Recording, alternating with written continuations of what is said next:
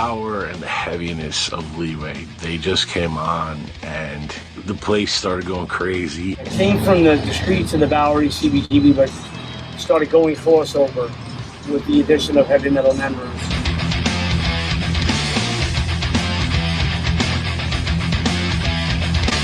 I think they just changed the game for New York hardcore, New York crossover, whatever you want to call it. Rise and Fall came on, and I was just like, whoa.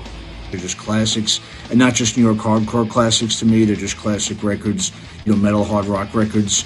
I mean, they had everything going for them. The great frontman, they had the two shredding guitars.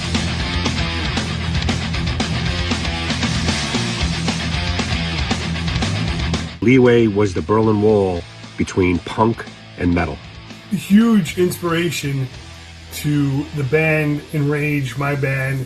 I was truly blown away. Again, coming from the standpoint of a metalhead, I thought it was cool, it was different, and it was definitely aggressive, and I dug it.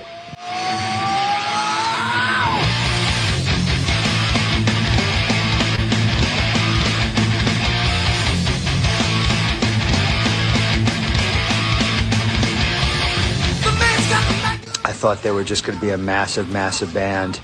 Eddie is a front man, the guitar tones on those records and the playing, the dual guitar thing. No telling what they could have done if it wasn't for the unfortunate, typical music business bullshit that usually gets in the way of a lot of these bands' potential for success. Some of the best times of my life, and definitely Leeway was a big part of that. To be successful in this business, you have to be willing to do anything to get there. Sometimes even anything was never enough.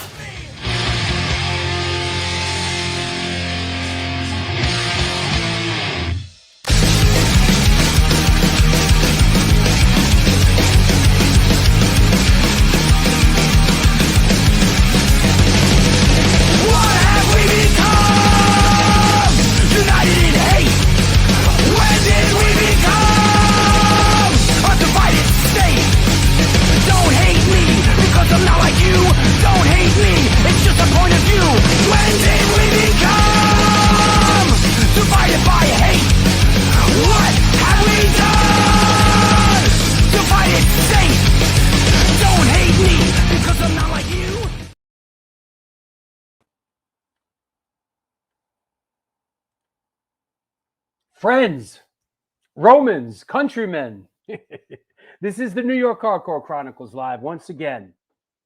Here we go. How's everybody doing? Larry Kelly, my man. Gary, what's happening? Good to see the usual suspects. Spiky, what's happening? Darren, the gang's all here. Hi, Victoria, RS, come on now. Philippe, Lori Dawn. Hey, what do you say? Another wonderful another wonderful day. What's up, Dom? How are you? Okay, Brian. What's going on? It is party time. Excited about today's show. Hope you are too. Going deep into doing a deep dive into not just hardcore, not just metal, crossover. You got chocolate in my peanut butter. You got peanut butter in my chocolate. You got metal in my hardcore. You got hardcore in my metal.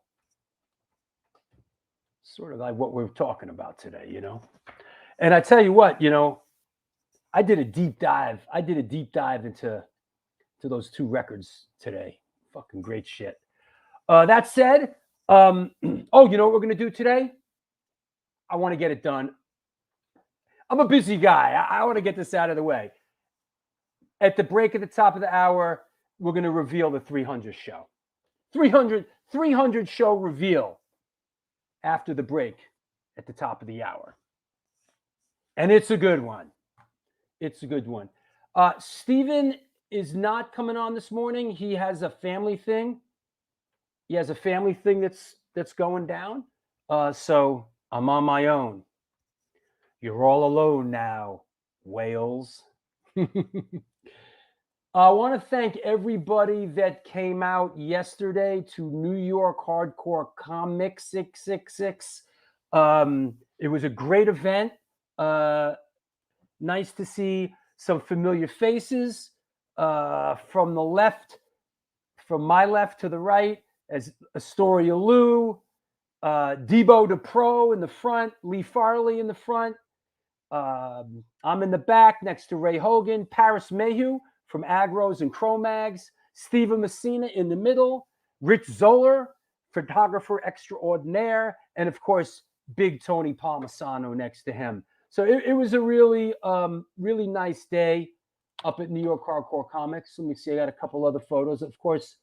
Oh, this was cool. This was a cool thing. These two very passionate 13-year-old guys showed up. They had their vests. They had their battle vests. And it was very cool. They showed up for books. Very passionate 13-year-old teenagers. Here's a shot of me and them. Yeah, this was awesome. Get a load of these two, huh? Come on now. Fucking and like this is rare in this day and age. If you look at the vest, Sodom, the kid on the right, Sodom, the Descendants, Municipal Waste, Toxic. These kids like love old school thrash and New York hardcore. So yeah, these kids were really, is that right? Kind of like you at 13, Chico? Yeah, these kids were, I talked to these kids for like 20 minutes outside about music. Yeah. Happy to, I always have time for kids like this when they show up, man. This is, I know, right? Instead of, listening to that friggin' fucking dreck that's out there, man. Unbelievable. Here's another one or two. Some other characters that came through yesterday. Lenny B and Chucky from Crazy Eddie, and of course Debo DePro right there. Cool stuff, man. And I got two more. Here's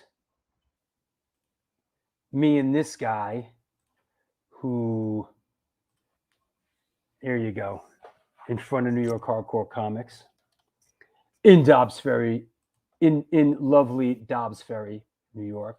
And here's the last one. This is me and my significant other after the event, hiking up the hill to the car. There you go, me and Rochelle on the way out, So cool shot. Me humping the books up the hill. That almost wrecked me. You see how steep that hill was? I had this full box of books. Like, oh, my legs are killing me this morning. So, hey, Jojo, how are you? Yep. Can I picture myself being that age again? No. 13? No. I don't even know what was I doing at 13? Why? You know what I did when I was 13? Hold on.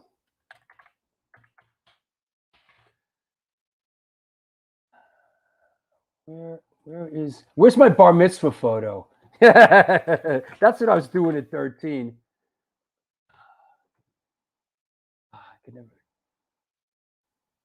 Here you go. Here's me at 13, all right? I mean, I was getting into music, but here's me and my grandparents from the old country at my bar mitzvah here's me at 13, all right? There you go. How's that? That's what I was doing at 13. Baruch atah Adonai Eloheinu melech ha'olam. All right? That was going on in my world. That said, I want to mention, you know what? Let's do this Now I'm a man, right? 13 years, 13 years old. You're a man now. I'm like, oh, really? 13. Yeah, the Milo. I was rocking the Milo glasses. Keep in mind, that's like in the 70s, Want to mention a couple of events coming up. Wednesday, October 18th, formerly the venue known as the Pyramid, now Baker Falls, Stephen Messina and the Serial Poets, Rebel Matic, and highly effective people, R.B. Corbett. The Drew Stone Hit Squad, we're playing the Organic Grill. We're going to come on, get up, get out, eat some of that vegan slop, and listen to us bang out a couple tunes. Sunday, October 29th. Saturday, November 11th at Generation Records, I am moderating the Miles Per Gallon book by Mike McGran from Channel 3. They will be playing afterwards. And the day after that is the big banger at the Bowery Electric free all ages Sunday matinee. It is the Incendiary Device. It's going to jump off tonight. Record release show. Yes, we're getting close. Let's go fucking Bridge 9. Get our shit out. Incendiary Device, Rebel Matic, The Craze doing a reunion, Cortisol, and Pembroke. It is also doubling that event. Getting a lot of mileage out of that event. That event is also a book signing and release party for, of course, the new book that's out, The New York Hardcore Chronicles, Volume 2, 1990 to 1999. Of course, it's free for all patrons. If you want it and you're not a patron, and you're on the lam or whatever, you want to get your significant other to pay for it, it's available at www.stonefilmsnyc.com. So that said, there'll be a book. I'll be doing double duty. I'll be doing triple duty. I will be signing copies of the book. I will be signing copies of the Incendiary Device record and performing. And then starting November 17th, the Here and Now art and photography exhibit at C-Squat, Women of the Pit present. Get your ass down there. And then the Holiday Slamboree, Sunday, December 17th, free, all ages, Sunday matinee. New York Hardcore Comics and Women of the Pit present. No redeeming social value, Butterbrain, Chum Huffer, RB&X, and Toys. So there you go. Don't be scared. All are welcome. That said, of course, spectacular volume. Well, thanks, Tony. Thank you. Listen, if you're going to go see, you want to see Rebel Matic before you die, get your ass down to this show right here. This is going to be a hell of a show. I can guarantee that. I guarantee it. I can't guarantee much, but I guarantee. Deer Hunter episode, is that right? That's a good one. It's disturbing. That's a heavy film. Deer Hunter. I know you told me you just rewatched. That's a disturbing film. Oof. Woohoo. Fucked up. That is a fucked up film. You know, who could I do a Deer Hunter episode with? Mike Cimino. My dad knew Mike Cimino, who directed Deer Hunter. Mike Cimino did commercials, and he was an editor, I believe, before he started directing feature films. He was in that same circuit as my dad, you know. So that said,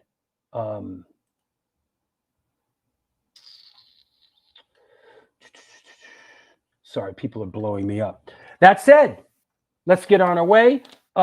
This is the one, the only New York Hardcore Chronicles Live, and we are hosted by New York Hardcore Comics, The Organic Grill, The Texas Silver Rush, Generation Records, 126 Hardcore Clothing, Up State Records, and looking for extreme music, DTFM Vinyl has got you.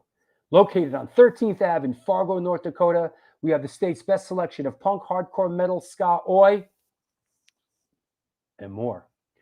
Can't make it in? Shop online from anywhere in the country at www.dtfmvinyldistro.com. DTFM Vinyl, where the policy still is and always will be death to false metal. One more before we bring our guest on, the Texas Silver Rush.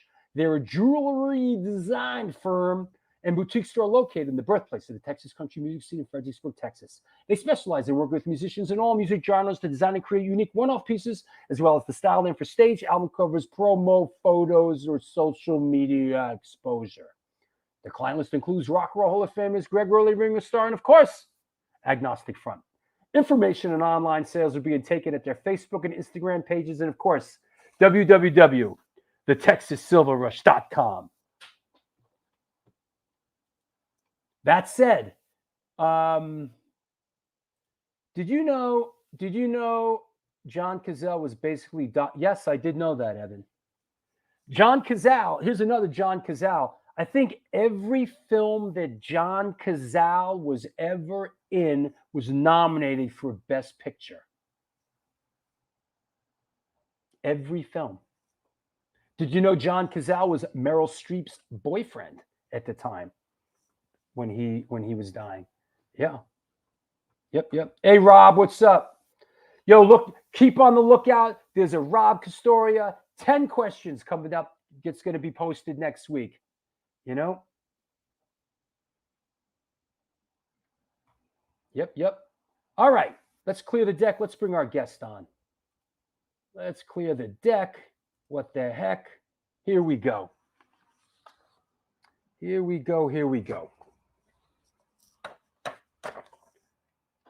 Our first guest is a guitarist songwriter hailing from Middle Village in the borough of Queens, New York. He's known for his lead guitar work on the seminal and, dare I say, iconic crossover albums Born to Expire and Desperate Measures by the band Leeway. Here today to talk about his musical journey, as well as the documentary film Leeway, The Forgotten Ones, please welcome, coming at us from Comac, Long Island, Mr. Michael Gibbons.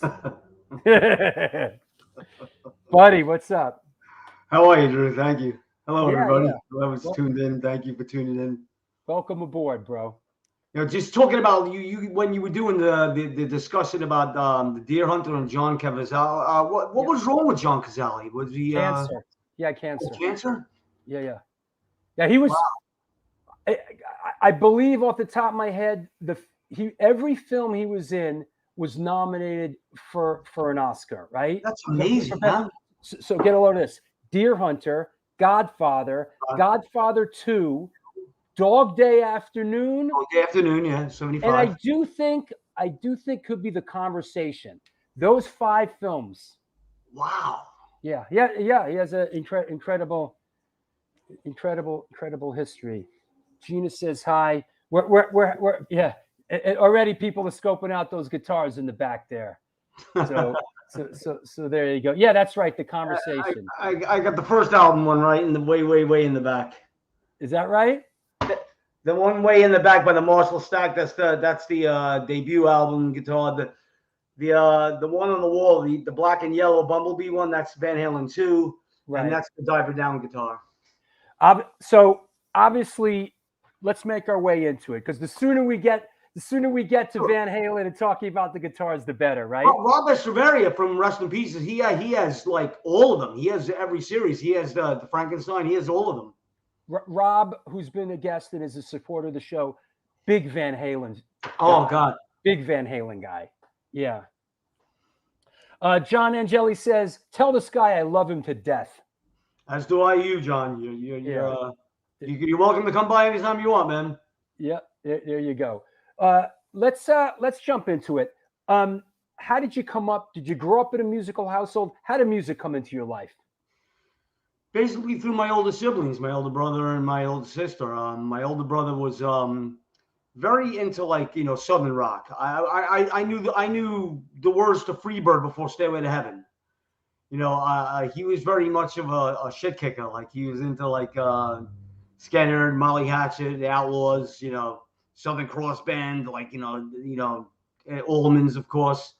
And this is your older brother? yeah. How old is he now? He is 60 now. Bro, he's basically my age. So I totally relate. I totally related to the bands that you just, and I've said this on the show, those bands were huge when me and your brother were teenagers. They were huge. I remember. I mean, he liked classic rock as well, Zeppelin and everything else, Yeah. But the Southern rock was his niche. That was. I love Southern rock, man. And speaking of, you opened the show when you were doing your discussion for a quote with Josie Wales. That's how I got into all those westerns. That's My brother was watching. You caught that, huh? Oh yeah. I bet you're all alone now, Josie Wales. Remember, you're all alone now. Not quite Wales. alone. Click. That's a great and all the film. guns come out the windows. That's a great film, Outlaw Josie. Oh, yeah. Yeah. So go on. So you had an older brother that exposed you to this stuff. And then I got into classic rock from being in the neighborhood. It was the time of rock and roll, like a guy to recognize you saying, so like Ditto's movie. Hey Ditto, you rock a disco. Remember that part? With the girls walking through the street. Well, it was the same thing back in the day. You rock a disco. We were rock and roll. I was into Zeppelin, Rush, Sabbath, all the old school classic rock stuff. My sister was the one, because she started hanging out at CB's back in like 79, 80, when she started going to high school. And she's the one that brought home the Ramones to me first. When I first heard the Ramones, I was like, wow, holy, what the hell is this? This is great stuff. And then, then I learned, I invaded her record collection. I saw I notched it from 7-inch, United Blood and all that stuff. And you grew up as a kid in Middle Village, Queens? Yeah. And, that's how I learned about New York hardcore and punk rock from my sister, my older sister. Right. What inspired you, like, as a young person to pick up guitar? I mean, I always loved music. I always loved the rock and roll music. I always put the records on when I was in I'd come home, I'd put a record on right away. I went to a few rock concerts. I saw Blue Oyster Cult. I saw Ozzy earlier on. But I'll tell you, Drew, I'll tell you the date, December 2nd, 1982. Went to see Rush. And Rush at the time used to open with the song Spirit of Radio, their big hit from Permanent Waves. They opened with that song for a lot, like on a lot of that was Rush's great opening song for about 20 years. Yeah, it was a great song to open with. Yeah. Right after that, you know how it ends. And it's Madison Square Garden is pure darkness. One orange light comes down on Alex Lifeson, and he goes right into limelight. And the crowd, the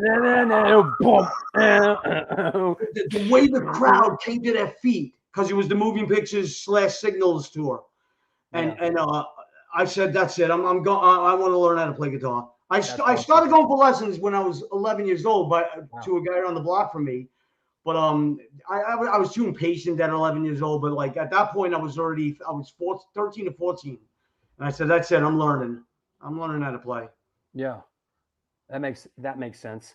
So you pick up guitar and you're moving along, and we're sort of moving in leaps and bounds here to make our way to the sort of the Leeway stuff. But I assume you were in a band first, and then you came on someone's radar screen, and then I was in a neighborhood band with my neighborhood buddies, guys I grew up with. We were called Beyonder. Beyonder. That was the name of the band, like from the big guy from the Secret Wars, Yeah. But yeah, that's what the band was named after, the Beyonder from the Secret Wars. Yeah. And it was a high school classmate of mine, Eddie Locke. He was on vocals. Draw 2, he was on drums. And Richie Hadursky was on bass guitar. And we played local shows, on Long Island, like February's and the starting up clubs, the clubs where you start at and stuff like that. That's some real Long Island shit there. Oh. February's. Right, February's like Gasper, Hempstead Turnpike. That's where we played. Everybody got their starts there, and like yeah. And everybody else like AF with the right track in and all that stuff. Right track. That's the other one I was just trying to right track in. Right track in, man. But I went to high school. with Arthur from GB, Sid from Gorilla Biscuits. That's right. I went Gus Pena, like a lot of hardcore guys. Ernie from Token Entry was 2 years in Parada. Ernie Parada. Ernie. And believe it or not, at the time, George Montroni, Sasso, the drummer, the original Leeway drummer, he was a classmate of mine. And he let me hear I bought the Enforcer demo from him. And I said, dude, you ever need a guitar player, you let me know. I'm in. So Leeway came on your radar screen pretty early on. Yes. I mean, they had they added Gordon after he did New York City Mayhem. Gordon Nancis. That's right. They added Gordon. The Enforcer demo was just AJ, right? Yeah, it was just AJ, right. And I must have missed an opportunity there somehow or whatever. Somehow they got Gordon in there. Yeah. And Gordon, and that's great. And Gordon left the band. Well, there was a little fluctuation after Sasso. I think they had Mackie, right? Yeah, right. Mackie came in after Sasso. Sasso wanted to play football full time. He just wanted to go all the way and play football and try and make a career out of it, I think. Right. Yeah. So who approached you? How'd you get into the band? All right. Leeway needs a guitar player. I find out, and my sister, of course, she's on the hardcore scene. And she knows Zowie. Zowie was in Leeway at the time. After Zowie, aka Howard Ackerman. Howard Ackerman was in Leeway at the time. Which I have a little bit of a connection to. Just as a side note, my dad, who grew up in the Bronx, his best friend growing up was Mookie Pomerantz. Right, Mookie Pomerantz is Zowie's uncle. Oh wow! All right. So there was a connection there. I eventually I didn't know this when I first met Zowie. This was but as it turns out, my dad and Zowie's uncle grew up together. Yeah, pretty cool. Wow. Yep. So Jose was on bass until Zowie. Right, Jose was the bass guitarist. Right, Jose. Okay, OCHOA. Okay. Yeah. So go on. So Zowie. So my sister approached Zowie. So my brother's very interested in auditioning, and to be full disclosure here, everybody watching, I had that in. My sister knew Zowie. Right. So I got an audition quickly, and when I played, everybody liked my playing. They were like, "All right, you're in or what?" I was like, "Oh yes, thank you, yes, absolutely." Was it a like an audition process, or did you just study? Did you just sort of listen to what they did and just came in and just nailed it? Yeah, I learned the songs, and I came in that first time, and I just I saw Leeway a few times beforehand in concert, like with the Bad Brains SNFU show 1018. I saw them at CB's. Okay. So I pretty much knew that I was familiar with the music. So, but I learned the songs from a CBGB soundboard tape that Tommy Victor recorded. Remember when Tommy Victor was the soundman at CB's? Of course. Everybody referred to him as Tommy Prong back in the day. Is Tommy Prong? Is that might be the CBGB's board tape that they just released on vinyl? One Generation, I think it is. I think it is. I actually bought the vinyl, but I didn't listen to it yet. It's that has Gordon on guitar and Mackie on drums. Right. Yeah. That's got to be it. I mean, I'm trying to just find a really nice record player to hook up again. But anyway, I learned the songs from that, and it was and the rest is history. I got. Hey, where did you go? Where did you go to high school? I went to Monsignor McClancy in East Elmhurst, Queens. Right. It was me, Siv, Arthur. Ernie was like about 2 years in front of us. Rob Balducci, the guitarist, Rob Balducci. Yeah. from Jackson Heights. He's a renowned blues guitarist in the industry Yeah. right now. Blues shredder. He's great. Yeah. Yeah. So you end up in do you remember what your first show was?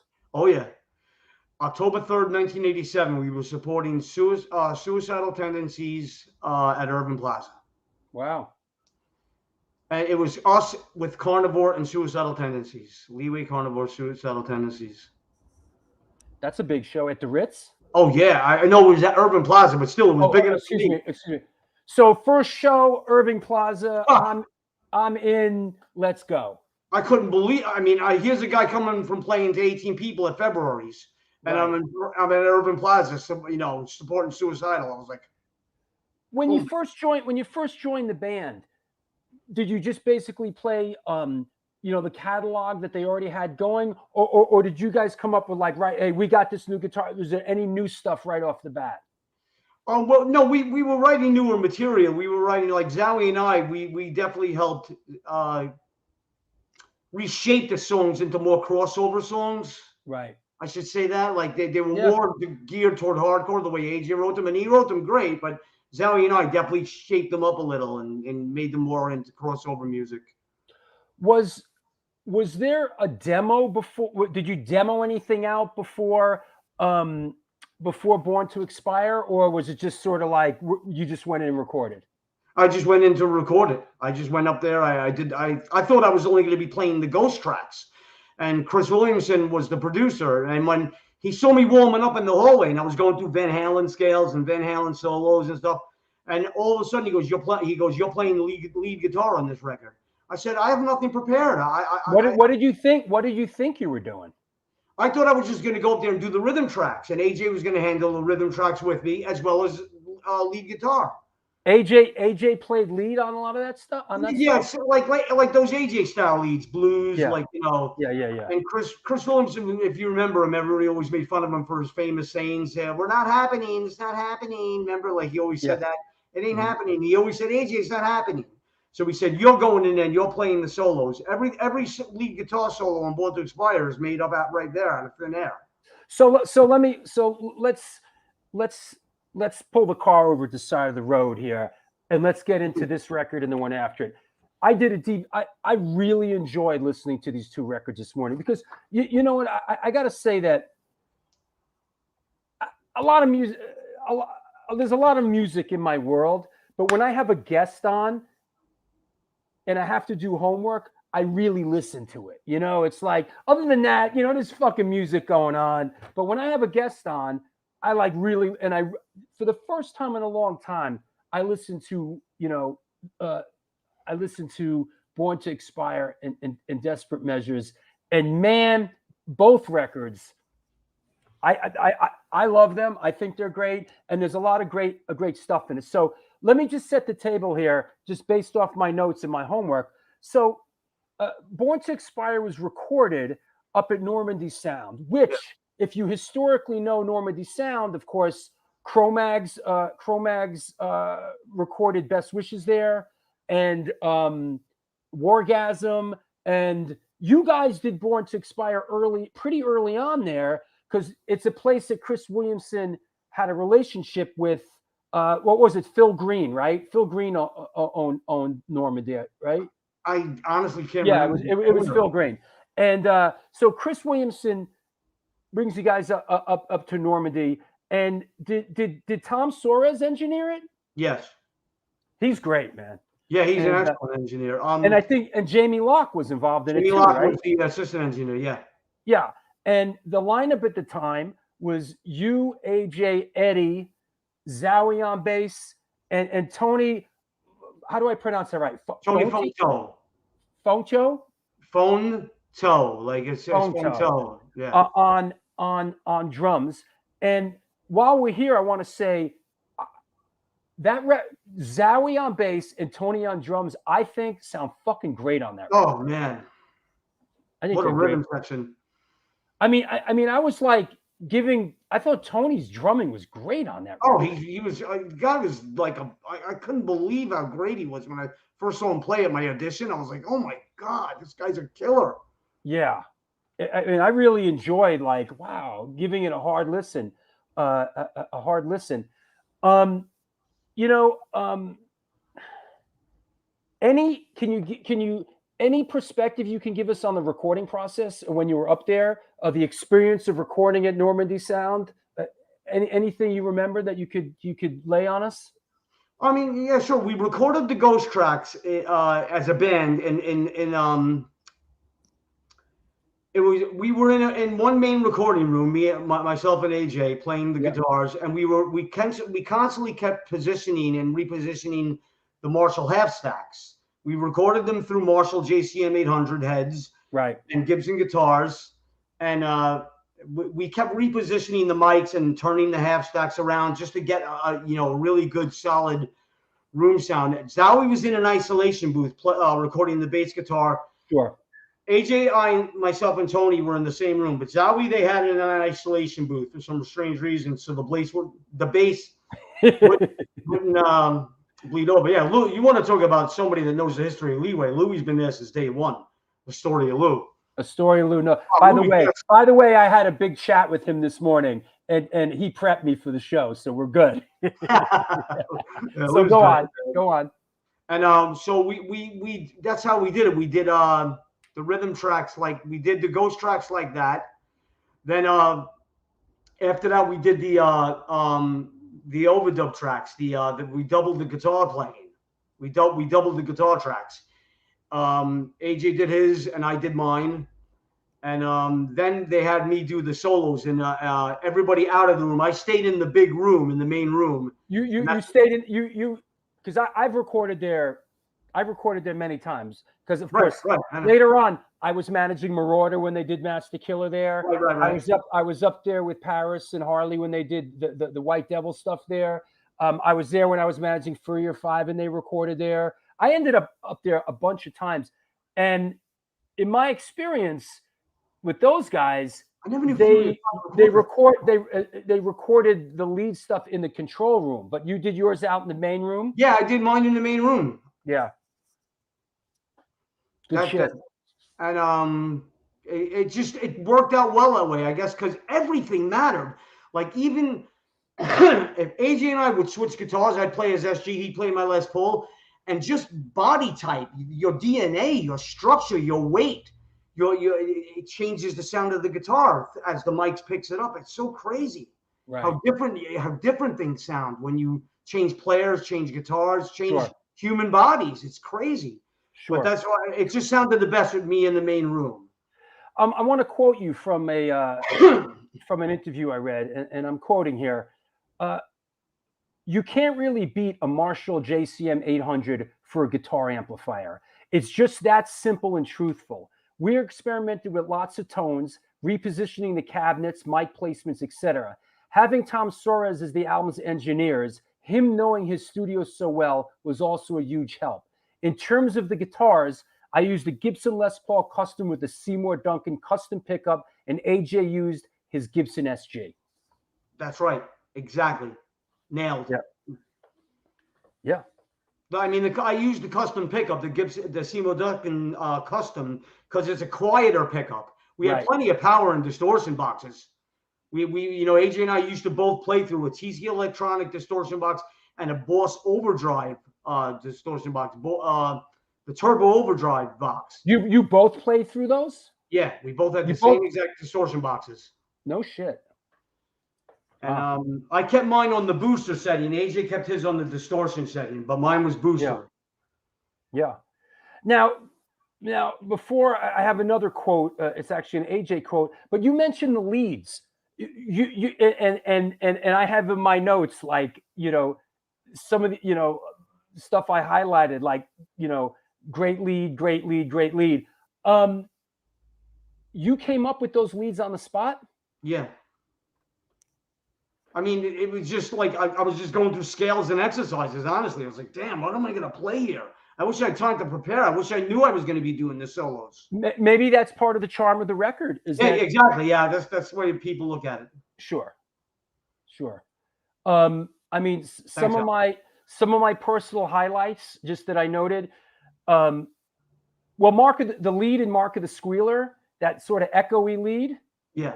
Great. Fucking great. I fucking love that lead. Yeah.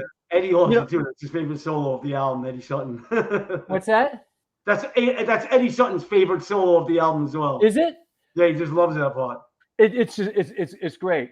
On the outside, that is that that squealing riff? Is that you? What on the outside, that riff? Yeah, no, AJ wrote the main riff. Nah, nah, nah, nah, nah, nah, nah. That's AJ. Yeah, it's the lead in that's great. In Born to Expire, is that an AJ lead or is that you? That's me. Because it was so, the tempos. Right. I said, what am I going to play it? So what I did was, in the beginning, the solo here, that weird effect. I did what Eddie Van Halen does in Somebody Get Me a Doctor. Nice. Just run your hand down the G string. Sure. And you pick up all those harmonics. That's just a bunch of harmonics and harmonic tones. That's great. Catholic High School Girls, is that an AJ lead? Yeah, that's AJ. AJ does play the solo on that. Because as I'm listening to it, and Lou told me AJ plays a couple leads on here and there, I started to be able to differentiate between your lead playing and his lead playing. It's definitely two different animals. Yeah, sure. It's definitely two different animals. Just my personal favorites off the record that has the note fucking great next to it. My favorites: Mark of the Squealer, Enforcer, and Unexpected is great, man. I love Unexpected, and Zowie's playing like on Born to Expire is really great, man. Oh man, awesome! And he got buried in the final mix. He got buried. He kind of did, didn't he? Oh, without a doubt. It's definitely a Chris Williamson slight toward him. It is. I'm telling you right now. How did he take it?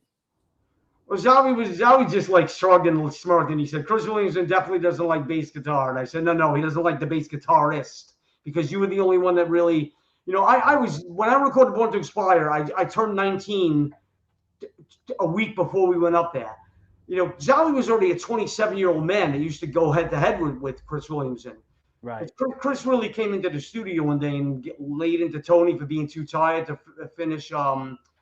Tony couldn't finish recording the Ghost tracks in one day because we were at it for 16 hours. And during Unexpected, Tony Fontone was just like, I got to eat or sleep or something. We didn't eat anything. We didn't.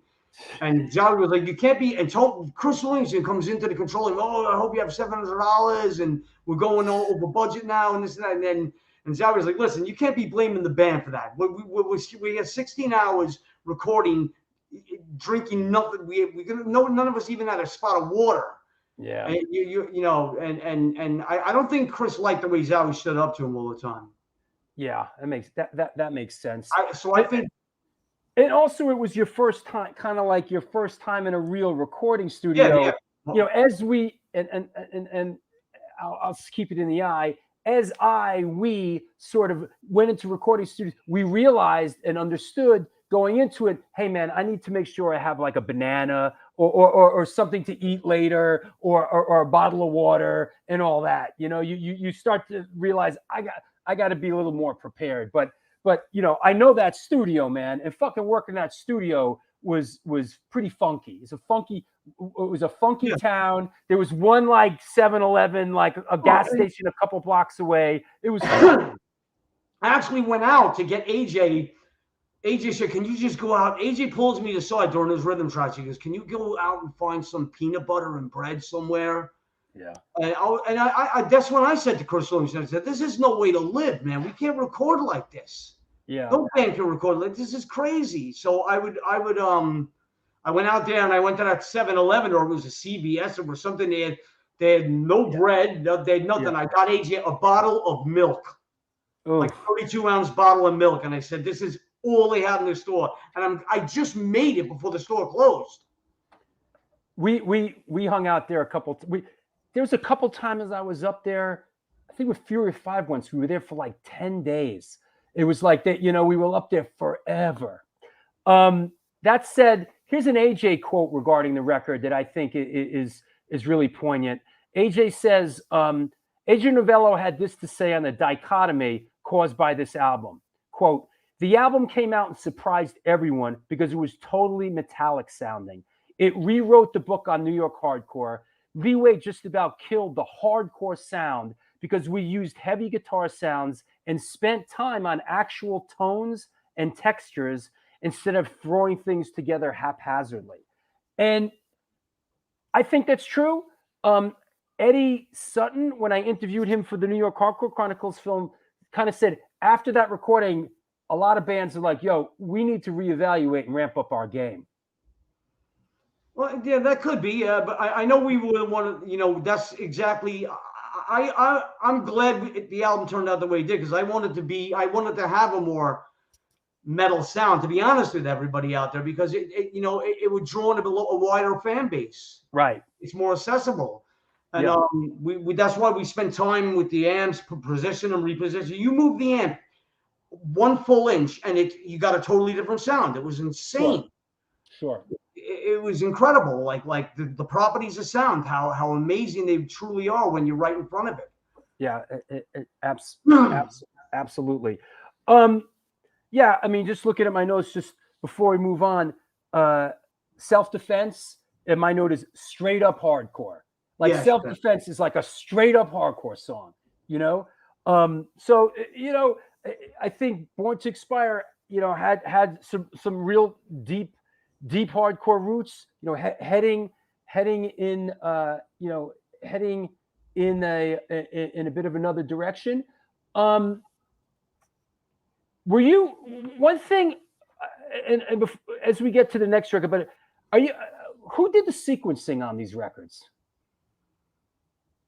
I'm not sure if I follow you correctly. Who put the song order together? Oh, it had to be the producer, Chris, I guess, Williamson. Yeah, because I always thought that like these two Leeway records, like I would have sequenced things a little differently. I would have put the song order a little bit differently. I always thought that there was like the sequencing on Born to Expire and Desperate Measures were a little odd. Like, some of the way that the records are great. That's interesting. I never looked at it like that. That's just my opinion. This is just my No, opinion. that's cool. That's cool. Yeah.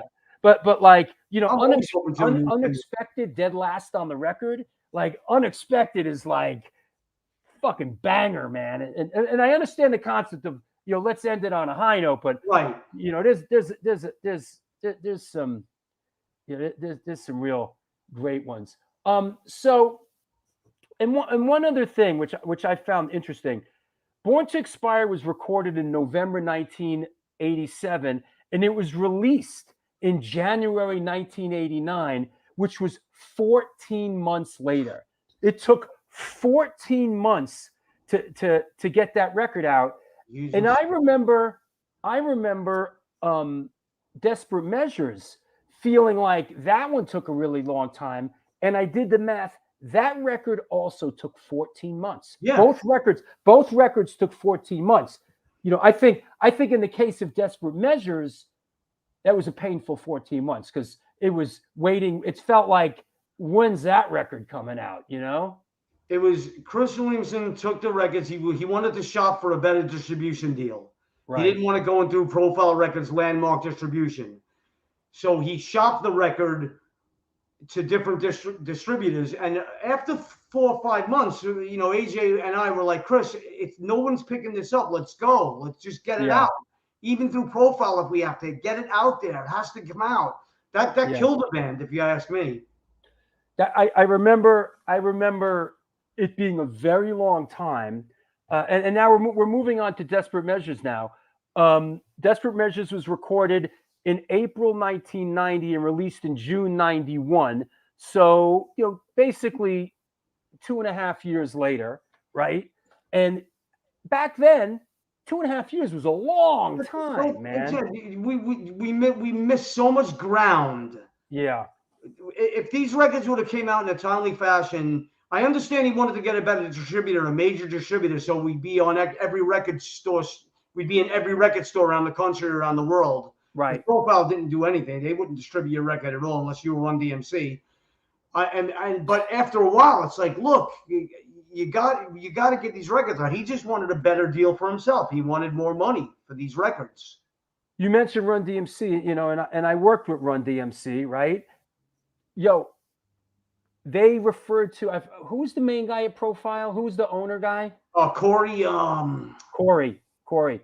They referred to him as the devil. Run DMC, they got so fucked, like everybody else, on the deal that Run DMC signed the deal on Profile. They got so fucked on that deal.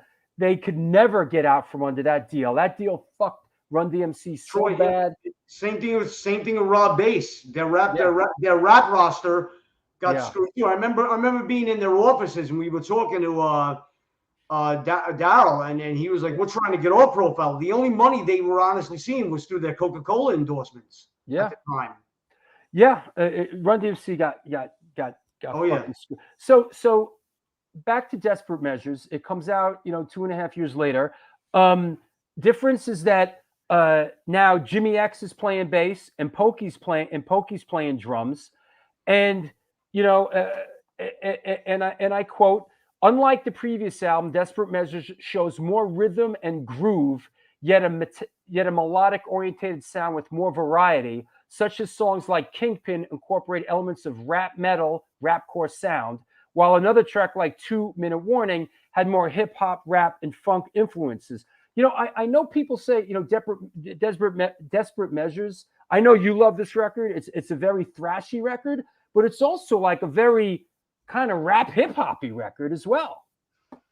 I didn't like the rap element that went into it at all, all, especially 2 Minute Warning. I think that whole rap is whack. I think that whole thing is just terrible. Yeah, it was done right there. It was. They raised levels on Pokey's drums. Pokey came up with a beat. They raised the levels. A huge echoey bass drum. Horrible. Right. Yeah.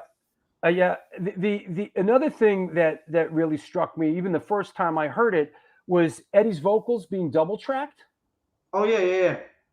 He double tracked his vocals on that one. He and they look how wet the mix is on his vocals. They mixed them. He sounded like Ozzy. I was like, whoa, this is Ozzy. He sounded like Ozzy. I was like, he sounded like Ozzy. And it had a little bit of an Anthrax. The record had a little bit at times had a little of an Anthrax mix to it, which was cool. Yeah, I'm good with that. yeah. I mean, definitely. But yeah, you co-wrote a couple things on this one, right? Make Me an Offer and a couple others. Oh yeah, Make Me an Offer, Kingpin, Who's to Blame, Ball Hugger, Future. I wrote about half the record with AJ. Yeah. Give me your thoughts on this record. In retrospect, you happy with it? Looking back. I am. I really do like the material, other than the rap parts. I mean, even though Kingpin's more hip hop, has a hip hop groove. I do like the heaviness of it. I like the breakdown part in the middle, and then the solo, the rhythm behind the solo. The major chord progression. I like I just like the way it was geared more in a metal vein, to be honest with you. I was like, all right, Born to Expire is hardcore. It's pretty hardcore sounding, but with the metallic sound. But now we can show everybody we could do this metal thing too. So I was hoping that would make us more successful and bring a metal audience in. But of course, the record label we were signed to did nothing for us. The management we had was terrible, and it was just bad. But I mean, I do like Desperate Measures.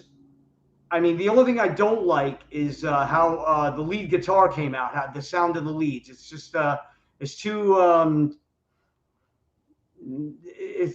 There's not enough tone behind it. Even though it was my idea to use that amplification, I was hoping Tom Soares would come up with some magic and fatten up the solo sounds a little. But the lead in Ball Hugger is great. Yeah, it's I like all the solos there because I actually had time to go home and write them. Right. And I quote you here. I still love Desperate Measures. Eddie's vocals were mixed too heavy heavily. I agree. But as a metalhead from Queens first, before I was even a hardcore fan, I always loved that recording. A lot of hardcore fans also loved it, as well as some prominent people from the New York hardcore scene who have admitted that to me through the years. Yeah, no, it's a fact. Yeah. And then AJ says, it wasn't exactly what I had in mind. It was a bit too metallic. Eddie's vocals were drenched in effects. Therefore, his comparison to Ozzy, right? The songs were more left field, and we initially disappointed some fans. It was great. I mean, that's his take on it. I think those two records kind of stand. Those two records really stand together. You can actually, kind of put those two together. They're incredible landmark crossover records, man, and not just crossover metal hardcore, but even with Eddie had a little pep in his step. Yes, some of the hip hops, some of the attempted hip hop stuff hasn't aged too well when you listen to it now. But at the time, he was dipping his foot in there. You guys had it going on. I mean, yeah, because I remember Sick of It All was working with KRS-One, and everybody was doing stuff like that. And I guess Eddie just wanted to be there for it. I guess I just didn't like that rap being included on the record. Sure. Astoria Lou says all of us at Astoria South went to McCaffrey and Burke to watch the debut of the Kingpin video on Headbangers Ball. That must have been a nice moment when Kingpin showed up on Headbangers Ball. Yeah, it was. We were at a bar right on 31st Street under the L. Oh, you were there too. Oh, you were there too. Oh yeah, we were. Yeah. Oh. Well, me and my childhood friends from Middle Village went. A few guys came with me. Right. It was a good old time that night. Yeah. So basically, the hand and that's what's gonna get us moving, because really we're gonna, after the break, we're gonna talk a bit. We're gonna come back and we're gonna talk about the documentary film, but kind of before we go there, you're oh man, I have all these fucking pictures I didn't even fucking put up. Oh, so wrapped up in this shit. Hold on, what am I fucking thinking? Yeah, here's a couple. There's that kind of great picture, right? Was that Zowie's van? Was that Zowie's van? That's Zowie's van. Yeah. Awesome. Yeah. There's Zowie's van. There's a couple others here.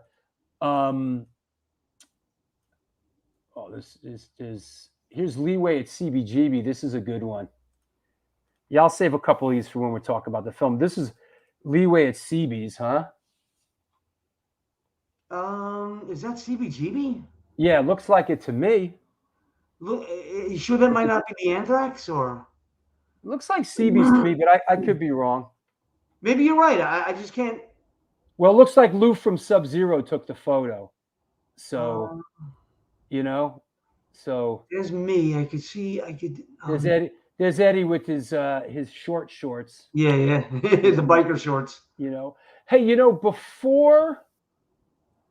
before Jimmy X, this was sort of a in-between lineup between Born to Expire and Desperate Measures, right?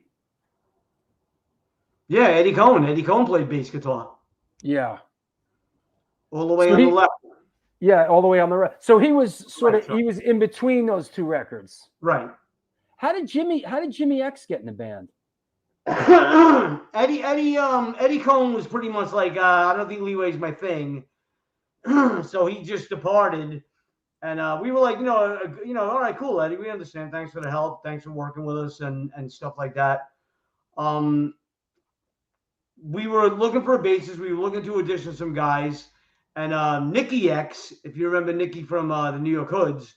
Of course, it's yeah. Mm-hmm. Jimmy's brother. And Nicky was like, oh, my brother's great. He wants to audition, but he'll definitely make it. He's great. He was great. So Jimmy auditioned and bang, he just nailed it. Jimmy's just great on anything. Guitar, bass. He's a really talented musician, Jimmy. And here's the infamous promo shot from Profile. Yeah, speaking of Mike Levine, like in the beginning of the show, Mike took that picture. Ah, yeah. There you go. This is the long hair days of Leeway. Yeah. Good shit. We're gonna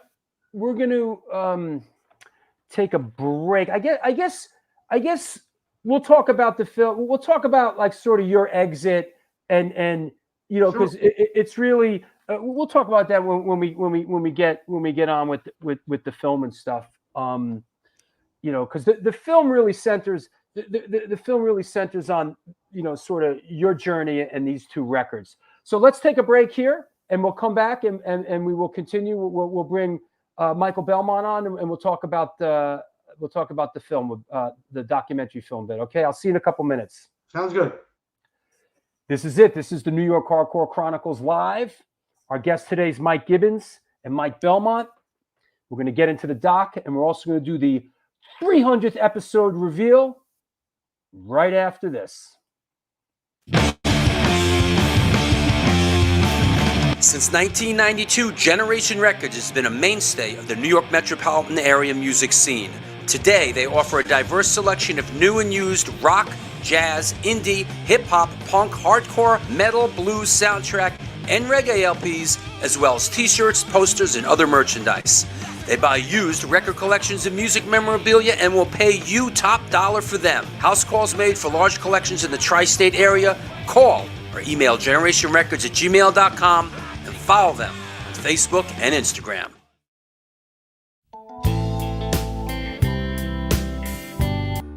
Hey guys, Vlad from Organic Grill. As you can see, we're in a new location on West 3rd Street, right by Blue Note and Comedy Central.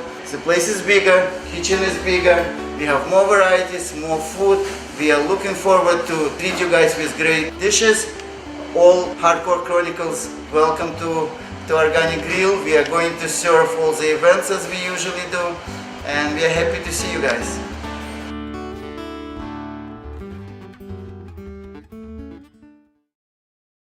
Peace, what it do? Welcome to NYHC Comics at 117 Main Street, Dobbs, Surrey, New York. I'm Debo the Pro with my homie Lee Farley. Welcome to the spot.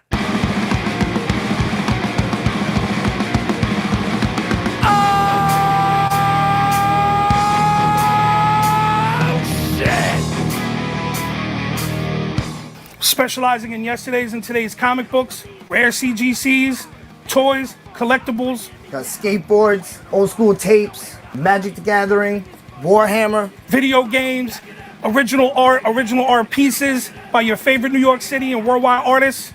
Let's go. Skate decks all day, baby. We also have the young reader section here for like 10 and under. Pops. People love the Pops. Star Wars! We are New York Hardcore. We always rep the scene. Let's get it on.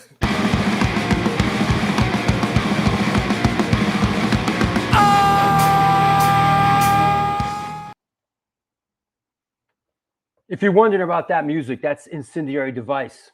That is Negative Attitude. And it will be on our upcoming debut album on Bridge 9 Records. That should be released fucking soon. So that said, thanks for tuning in. This is the New York Hardcore Chronicles Live. I want to mention a couple upcoming shows. Here we go. A week from today, October 15th, Trevor Moment from American Werewolves, Cleveland represent. A week after that, celebrating the Realive 35th anniversary show, J.R. Roach from Sam Black Church. A week after that, local favorites, the Fennote Brothers, non-residents. I love these guys. They're part of our Bowery Electric family. Looking forward to having them on the show. A week after that, on November 5th, Giz Butt from English Dogs, Prodigy, Janice Stark, and the Disruptors. Just announced this the other day. Yo, if you know this dude, you know. Original Killing Joke member, play with Paul McCartney. He's a producer, produced loads and loads of stuff, including The Verve, Bittersweet Symphony, Pink Floyd's last record, The Orb, Crowded House. This is a big score. This is a heavy-duty dude, Grammy Award winner. very excited to have youth on the show. This is a good one. That said, let's get into some uncharted territory. Jack Grisham has been rescheduled. Wednesday, November 15th. He'll be on. We'll be celebrating the release of his documentary film, Ignore Heroes. Yo, we love this dude. So we're excited to have Jack coming back on. This next one has yet to be announced. I'll be announcing in the next couple of days. Joe Nelson, original singer for Ignite, is in the Killing Flame and Trigger Man. And of course, he is behind Trust Records, which has re-released the Circle Jerks and is releasing the upcoming SSD Control stuff. So very excited. I know he watches the show. He's excited about coming on. Joe Nelson. That said, that brings us to the 300 show. After much debate, for the 300 show, wanted to have like a New York hardcore guy on. Sure, Henry Rollins would have been great. Ian MacKaye. These are all still possibilities. But for the 300 show, we wanted to have a New York guy on the show. This is a guy that has yet to come on the show. It's taken a couple years to get him. He's excited about coming on. So 300 show is going to be Ray Capo. Ray Capo, Youth of Today's Shelter. He has a book coming out called From Punk to Monk, a memoir. We got Ray Capo finally coming on the show for the 300th episode. We're going to go deep. It's going to be heavy. So there you go. That's it. I know. Ray's excited about coming on. So there you go. And I wanted to lock this down.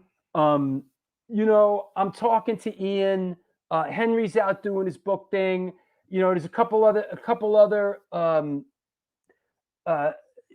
possibilities. But Ray wanted to come on. Ray was excited, and we gravitate to the people. Yes, better than 1,000. Absolutely, he was in better than 1,000. Yep. Yeah. So that's the case. So there you go.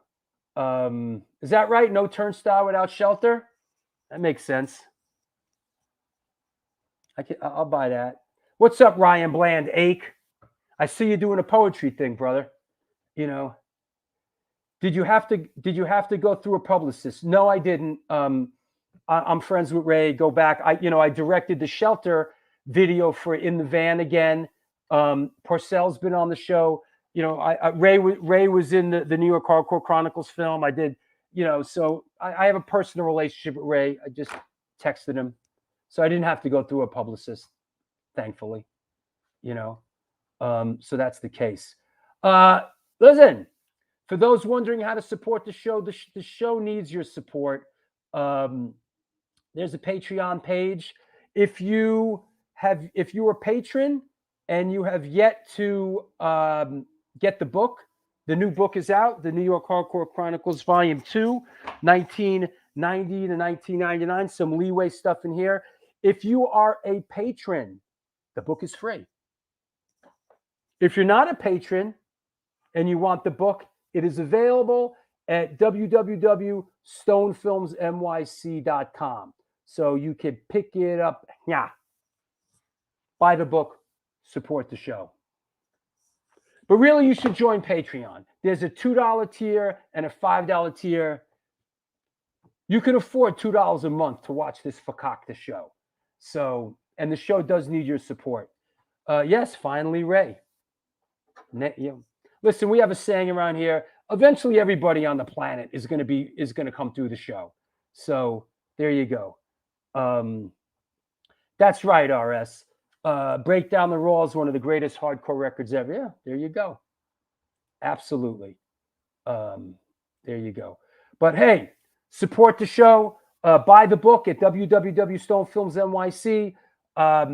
If you want to make a super chat, there's a super chat function. If you have a question for our guest at any point, subscribe to the show. Subscribe to the show's Instagram. I don't care what you do. Just support the fucking show. You know? I don't care who you vote for. I don't care if you got the vax or not. I don't care. Just support the show. That said, let's clear the deck. Everybody okay? Nothing crazy going on? You see nobody threatening me on the phone? Oh, I got a new song for us. Good to see the guys in my band are doing something other than bitching. Help Drew help you. That's right. Help me help you. There you go. All right, let's clear the deck. Let's bring our Gazette back on. Hold on. See you later. Everybody, let's get all these banners out of here, out of the vey. Oy vey. How about that Ill Bill show? How great was that? Ill Bill show was great. We love that guy. The shows have been great lately. Shane from Napalm Death was a great show. Like, people are coming back to the party, man. Some people out there, they wandered the desert, and welcome back, motherfuckers. You know what I'm saying? That said, here, let's do a little Leeway intro. Leeway is just one of those, powerful bands in New York City, just wow, diamond in the rough, man. Like, I still listen to them to this day. I listen to them when I work out, put them on when I go for a run.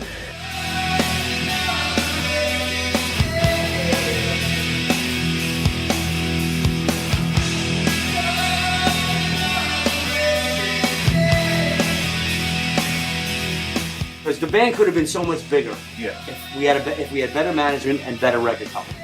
No telling what they could have done if it wasn't for the unfortunate, typical music business bullshit that usually gets in the way of a lot of these bands' potential for success.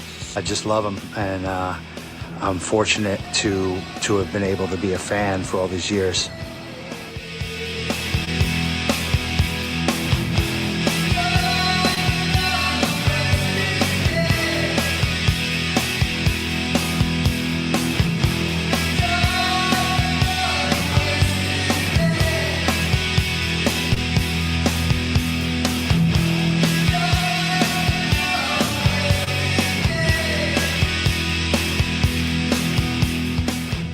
To be successful in this business, you have to be willing to do anything to get there.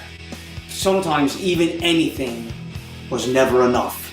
There's just like no other band. You can't compare them to anyone. That's what I love about them.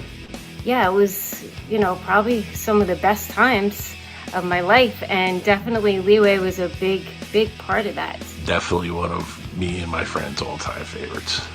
Leeway rocks. Leeway rocks.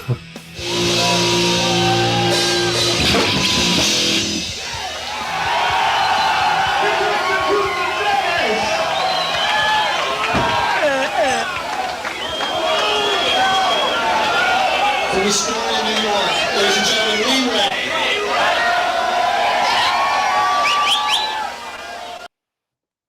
There you have it. This is the New York Hardcore Chronicles Live. We're talking today about the Forgotten Ones Leeway documentary. Our guests are, one of them in particular, is the guitar player who played on the Desperate Measures and Born to Expire records, Mr. Mike Gibbons. Hey, buddy. Hey, Joe. What music was that playing in that clip right there?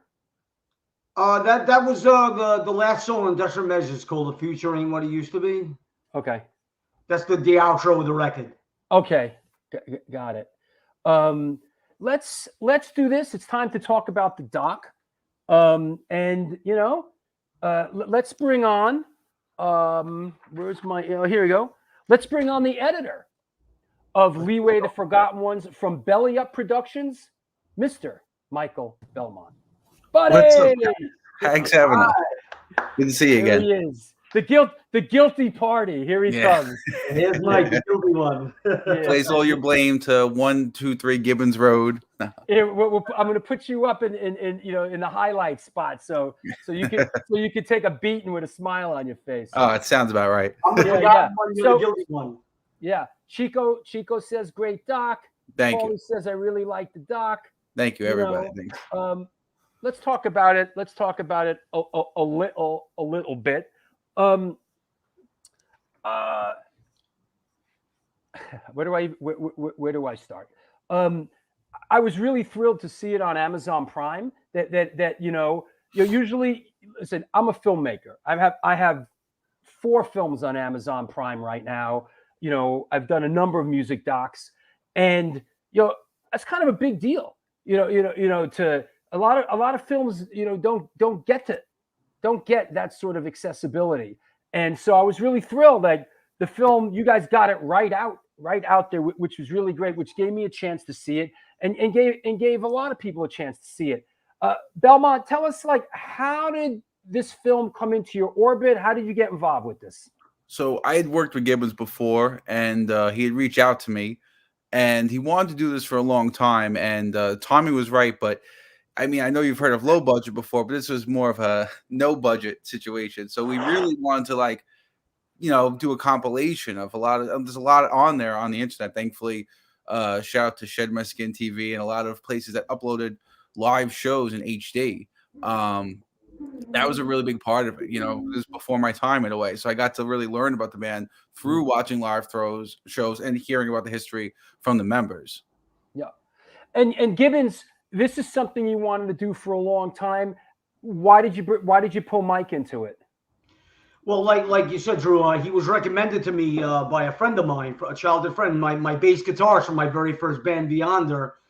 He knows Mike very well through the neighborhood, and he goes, "Oh, I got a great film editor, director, producer for you, and he'll be very, he'll be great with you. He'll give you, he'll be very fair with you, and he's done a lot of stuff on his own. He's done his own movies, and stuff like that. He's directed his own films independently, and he, like I said, like we talked about briefly the other night when we were doing the test, he worked with me on something about something totally unrelated to music that I filmed.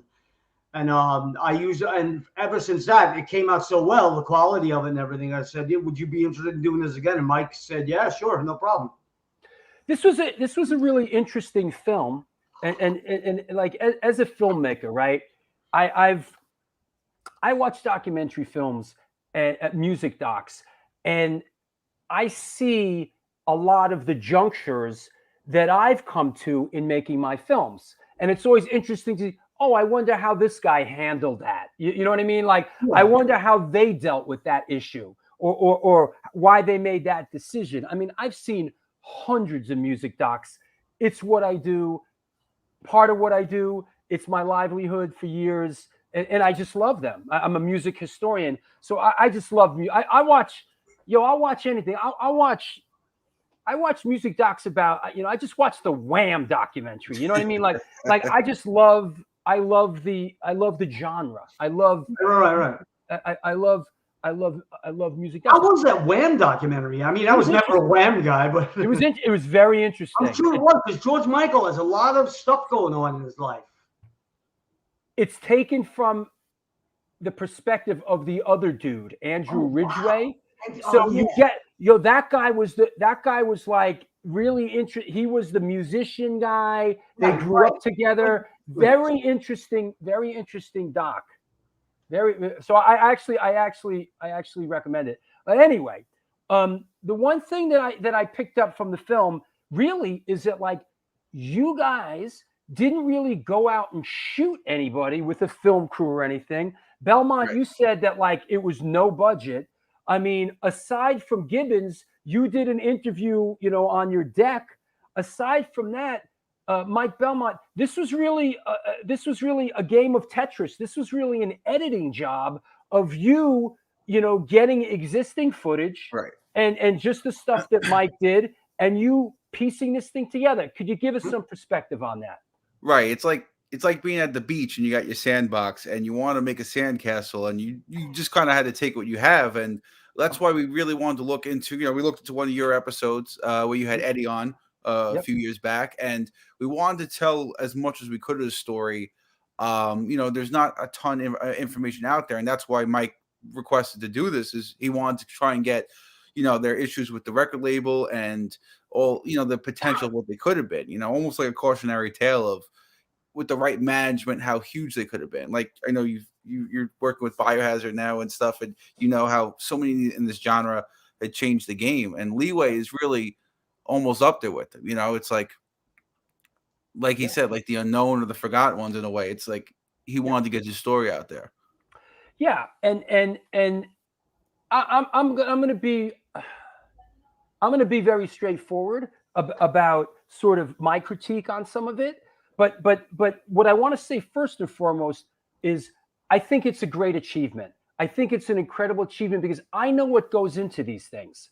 Like, I really do. I mean, you both deserve a medal and a monument. Thank you. Like, because I do. I know what goes into these fucking Mike does anyway. Yeah, well, you do too, Mike, because, part of it is I know people were giving you some shit about this film. And I really, really like what you said about it. And that's what made me want to bring you guys on.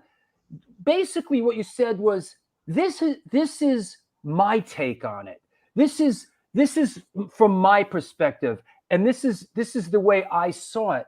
And like, I believe that everybody deserves to have their take on it. And, those that are willing to get out there and execute their take on it. And, your voice is as valid as anybody else's, right? I mean, what's your take on that, Mike? I mean, I agree. I said to people that were giving me crap, not many people gave me crap. They were just a little skeptical of it. But I said, listen, this is a film from my perspective, since nobody else really wants to do anything, like we discussed earlier. AJ doesn't want to do interviews. Pokey's done with interviews. Jimmy. So this is what I want to do. This is what I was in the band during its seminal years, during its productive years. The first two albums. I want to show the world what it was like to be in a band that had zero budget, zero record company support, bad management. That's from 1988. That's when we had no bass guitars. So we were searching for bass guitars, and John Ricard did a story on us. Steps so that was after Zowie, before Eddie Cohen. Right. Yeah. Okay. I'm just trying to throw some pictures. I got pictures here that I hate. This one's probably a little more appropriate as we're talking about it. But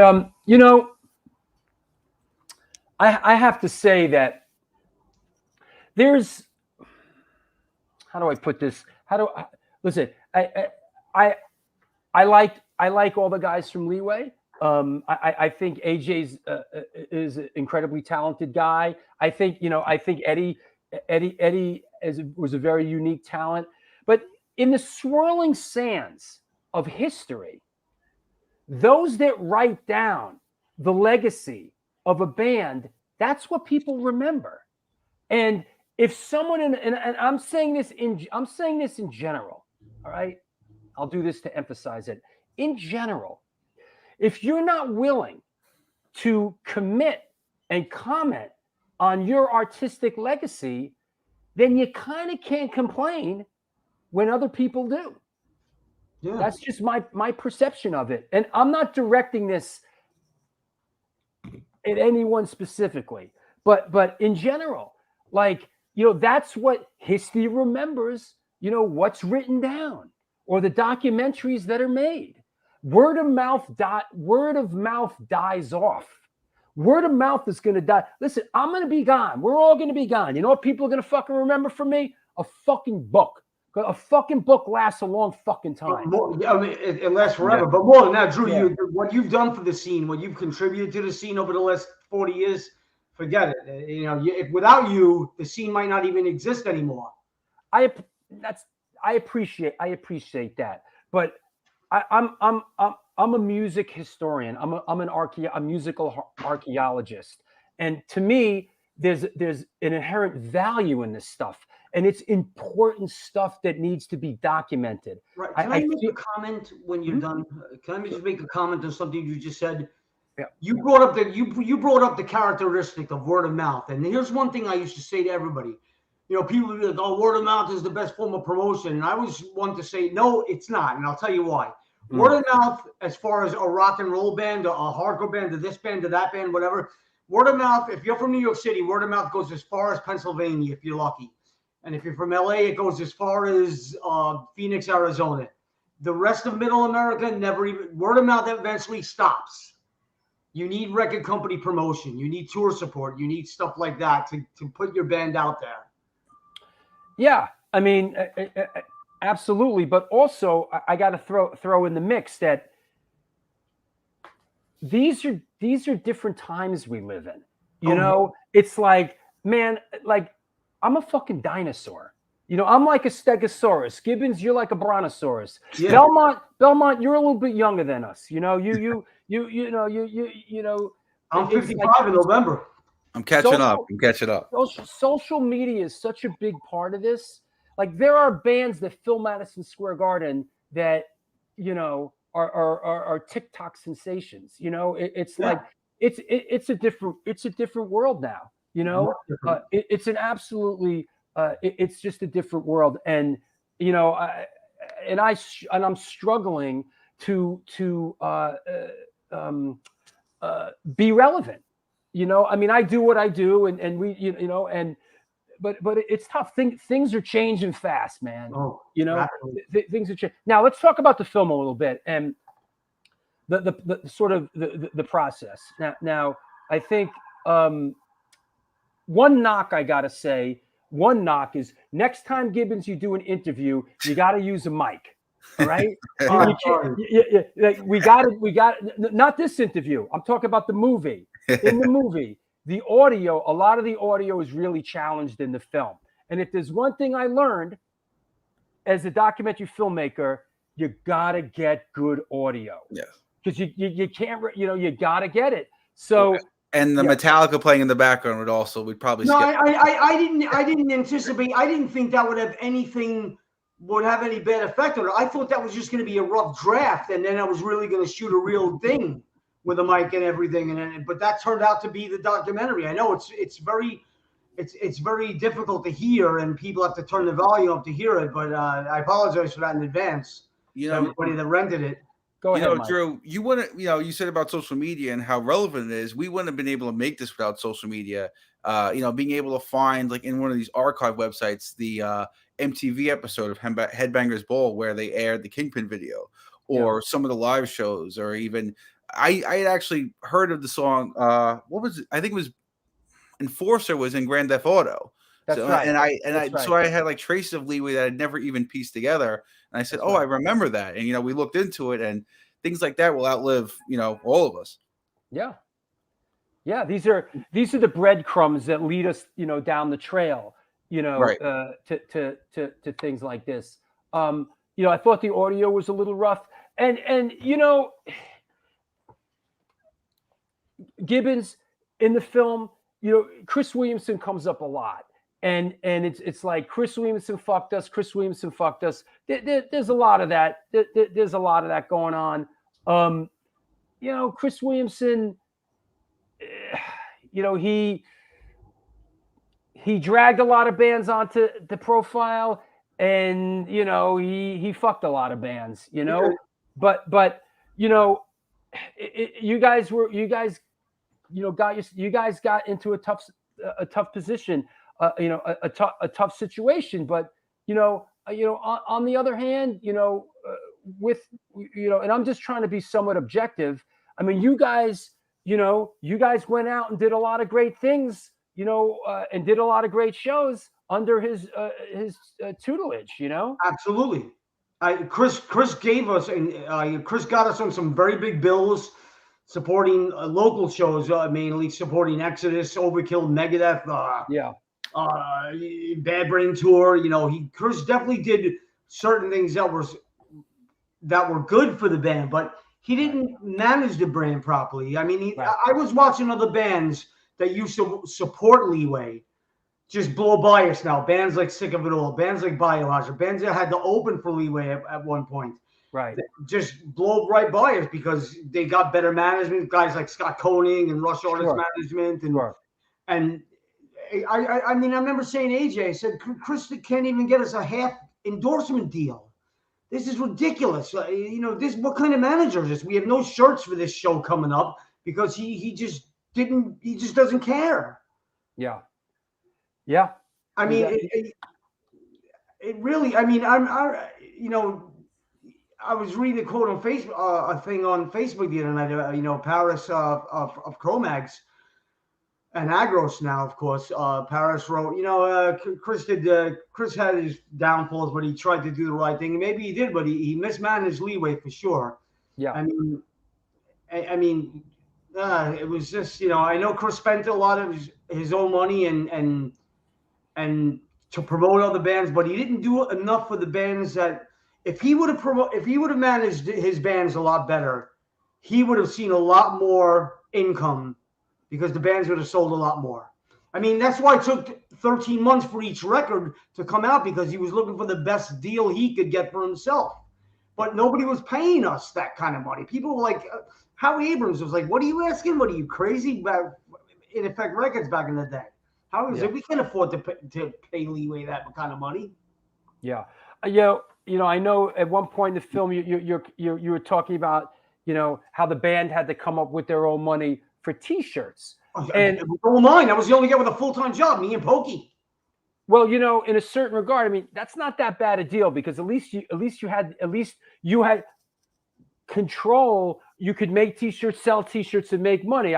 There's bands that sign their T-shirts away, and it's cross-collateralized with the recording. So I know you were upset about it, but and I have to kind of spin this a little bit, that maybe if some of the personalities in the band were different, then that would have been looked upon as maybe an opportunity where, hey guys, if we all chip in this amount of money, we can do our own merch and we'll make money from it.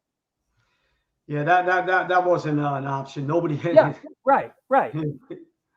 Whereas, that wasn't an option in your band. And I'm not knocking anybody in a band, but bands like Biohazard, they made shit like that happen. Absolutely, there was a different version of there was a new version of Biohazard coming out every week. It was great.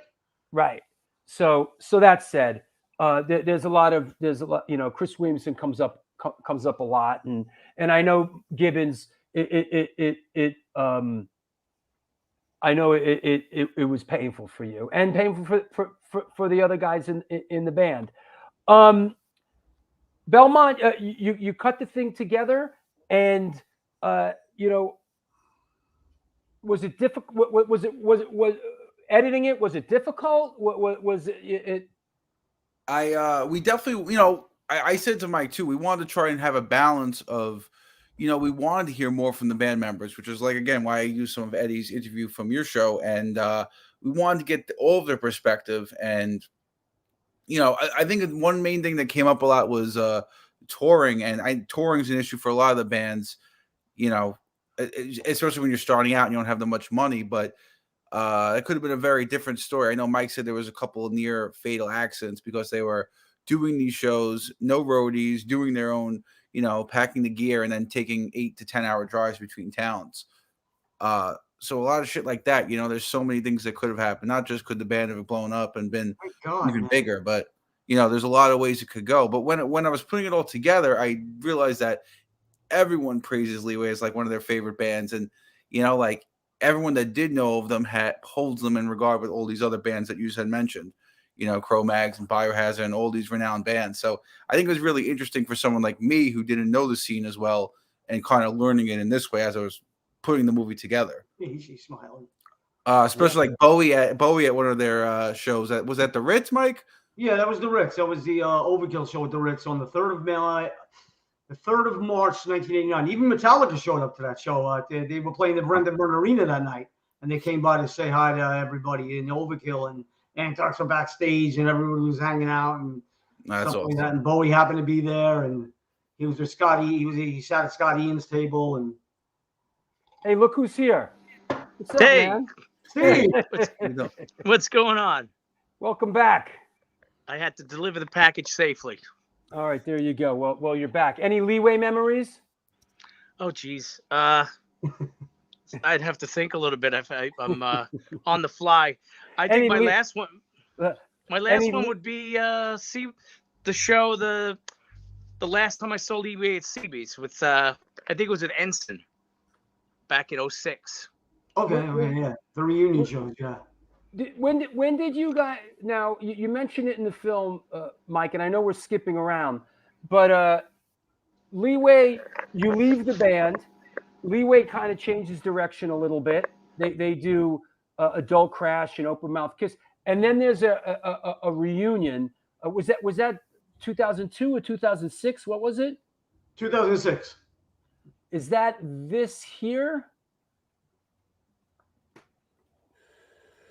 Is that this? Yes, that's 2006. That I think we're in. I don't know where we are. There, we might even be in Europe. I'm not sure. You guys look good here, man. I think that's definitely 2006. That's from the 2006 shows. So when Leeway got back together in 2006, you were basically focusing on those 2 records? Yeah, but we pretty much played the first 2 records on the tours, on the European tour. Right. And how'd that go? That tour was great. It was just like, wow. We actually got to be on some festival shows, like big shows, 20,000 people I never played in front of. We got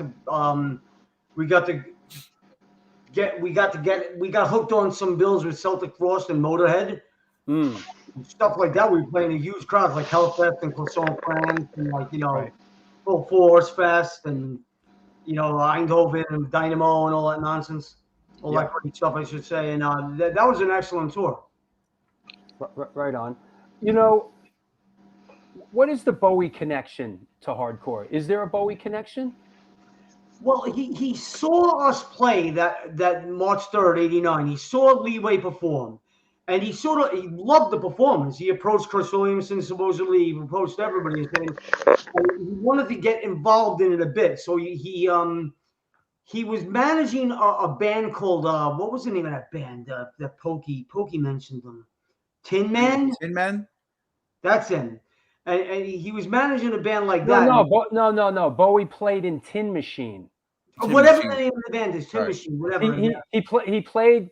I have a connection too. So go on. Something like that. Like he liked Tin Machine, and then he really liked Leeway, and he said he wanted to work with Leeway at one point.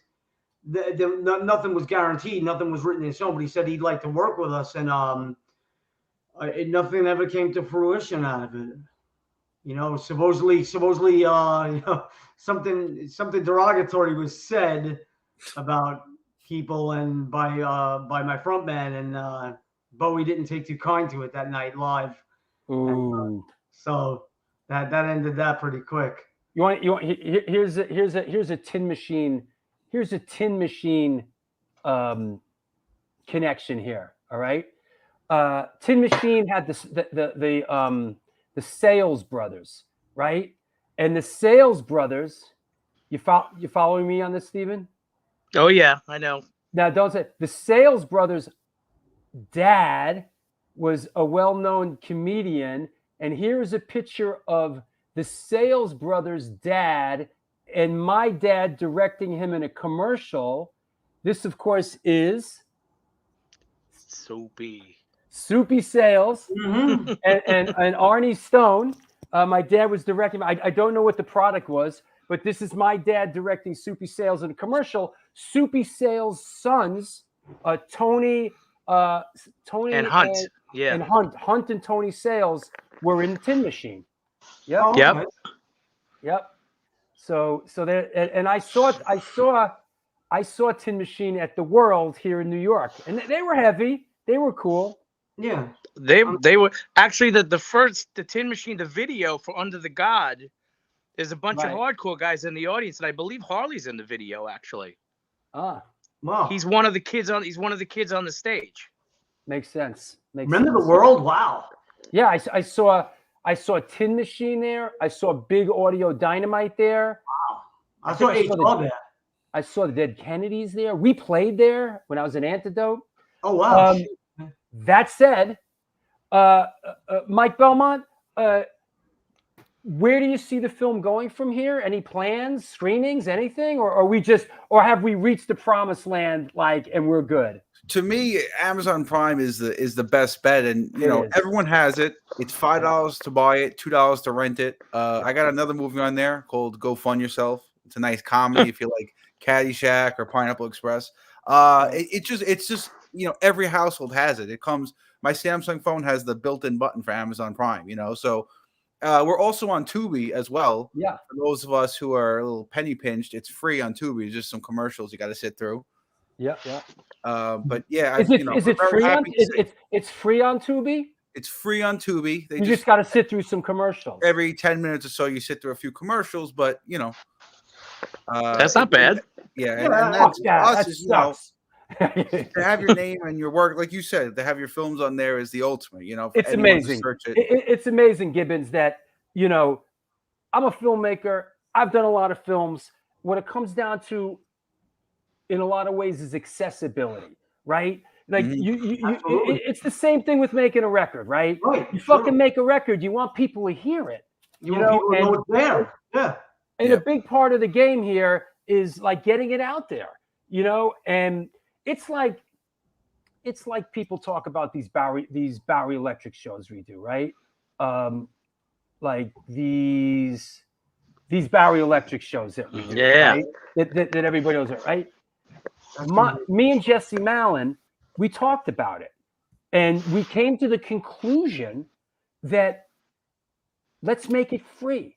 Because if it's free, a lot of people will come, people will drink, the bar will make some money. Right, rather than charging $10 and having a third of the people there, make it free. More people will come. They will tell people, and it was a successful formula. So, in regard like this, a film like this, it's really commendable, Mike and Mike, that you did something and it's out there and it's just so accessible. I mean, I really tip my hat to you on that.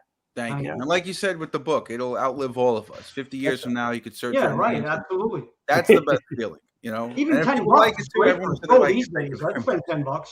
Yeah, yeah, but it's great, and I won't ask how you got it on there, but it's amazing you got it on there. Yeah, well, if you ever need a hand, I would love to help you too. Yeah, Mike takes responsibility for all that. He did everything. Thank God for Mike. He got Thank God for Mike Belmont. Here he is, ladies and gentlemen, the guilty party, Mike Belmont. With all your complaints too. No. Right. All right. That said, I want to take a break. And Stephen, what are you doing? I just got home. Unfortunately, I'm kind of just here. Like I got in a few minutes ago. I was happy to see that I still had time to jump on and say hello and everything. If you want to come back, if you want to get situated, I'm going to take a break here. I want to talk to Gibbons about guitar gear and stuff, and then we'll take some questions from around the world. So I'll see you guys in a couple minutes. All right. Good. Boom, boom, boom. This is the New York Hardcore Chronicles Live. Having a good time today. Hope you are too. Doing what we do. We are sponsored by blah, blah, blah, blah, blah, and 126 Hardcore Clothing. They're a streetwear brand for restless individuals who don't compromise. They're about being positive, spontaneous, and true to yourself. For years, they experimented with several printing methods and materials and collaborated with a large number of designers and illustrators, always giving room for fresh perspectives while retaining the hardcore attitude. Get in touch with them. Ramp up your game at www.126clothing.com. Last but not least, Upstate Records is a New York-based DIY independent metal and hardcore label. Founded in 2017, they broke into the scene with their inaugural 26-band compilation and since then have churned out over 80 releases in their brief 5-year history. Out now are releases by Mark Rizzo's band Revenge Beast, Carl from Earth Crisis' Freya, Fury of Five, Angry Corpses, with a few more surprises in the works. Check them out and a whole lot more at www.upstaterecordsnewyork.com and use the code STONE10 for 10% off. That said, just a couple of highlight things. Hey, the big reveal happened a little while ago. It's gonna get announced on social media in a bit. Of course, I'm talking about the 300 show, which is going to be Ray Capo. 300 episodes. How about that, huh? Crazy. 300 episodes. Good Lord. You know? That's right, City Boy. 126 Hardcore Clothing. Yes, George. Is that right? George was the best man at your wedding. Great guy, great sponsor. Really thrilled to have him. Yeah. Good comment, Hags, about the Bowery Electric shows. Yeah, people charge $30 at the door. These shows are free. Come and get a drink. You know. That said, I want to shout just once again about Patreon. I want to shout out a couple of my new patrons. Christian, welcome aboard and welcome back, Frank Molina. Please join on Patreon as a $2 tier or $5 tier. Listen, man, if you can't afford $2 a month to watch the show, I'll fucking pay for it for you. Let me get my wallet. I'll lend you the $2. I'll pay for it. I'll pay for you to support my show. That said, I want to thank all the Facebook pages that support this show. Thank you very much. You know who you are. Buy the book, www.stonefilmsnyc.com. Reach out to me anytime. I'm accessible. I'm an accessible guy. Any questions for our guests? Please comment. Please put it up in the chat room. Anything you got? Let me bring our guest on, Mike Gibbons, for a bit. Hey, man. Hey, everyone. Hey, let's talk a little bit about gear for a second, okay? Absolutely. Sure. What is this? Is this gone? This gem here? Yeah, that Gibbs and Les Paul was stolen in Amsterdam, in Europe. Stolen in Amsterdam in 1991, December 10th, 1991. Oh God, that must have been devastating. Oh. Was it in a van, a club? I mean, yeah, we parked the van, and the equipment was left inside carelessly, for like 2 hours, because we just wanted to get situated into this hotel, and we were in the red light district, and we were like, wow, we were so. Let me guess. You were parked behind the train station. I really can't recall, to be honest with you, but my guitar was gone and AJ's effects were gone. Somebody broke in and grabbed it. It was just your regular random petty thief. He grabbed whatever he could, and it happened to be my Les Paul and AJ's bag of effects. That's horrible, man. And I was like, oh man. And what did you do to finish the tour? Oh, well, I bought I bought an Ibanez with me, a guitar that I used to own. Oh, they didn't grab that?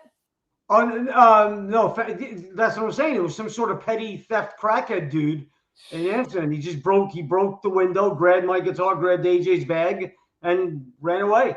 Son of a bitch, man. That sucks, man. That's horrible. What is model? 74 Gibson Les Paul custom Randy Rhoads model. What is this? A Charvel? That's a Charvel. Right. I actually don't even have that guitar anymore. I sold that. I traded that in for one of the Eddie Van Halen guitars. Yeah. Yeah. Gertie says, sorry, Amsterdam was rough. Drove all the way from Germany to see a show. People breaking in our trunk while we were in the car. Chased through the park. Yeah. Yo, I gotta, one of these days I'll tell the crazy fucking Sub-Zero when I was managing Sub-Zero. We were on tour with the Misfits. We had the Winnebago. We parked it in Amsterdam behind the train station there. And basically, they tried to jump us and rob us. Yeah. Like three guys tried to, it was crazy. Look what they did to Gary Meskel, right? I know it wasn't in Amsterdam, but it was in Belgium somewhere. Yep. And there's plenty of downtrodden parts of every city in the world, Yeah. Are those any of those guitars behind you go back a couple years, or any No. I mean, not in the Leeway years. I bought these all during The Les Paul Black Beauty. I don't know where did I put that guitar. I have a Black Beauty Les Paul. What's with that pedal board, man? Hold up that pedal board. I don't know if I can even raise it. it. Not if it's all gonna fall all over the place. No. They're strapped on, but I don't know if it's Wow, look at that. That's all like, the effects, delay, distortion, chorus. Yeah. Stuff like that I used for the bands I was in, Wah Pedal, that I used for the band Black Ice?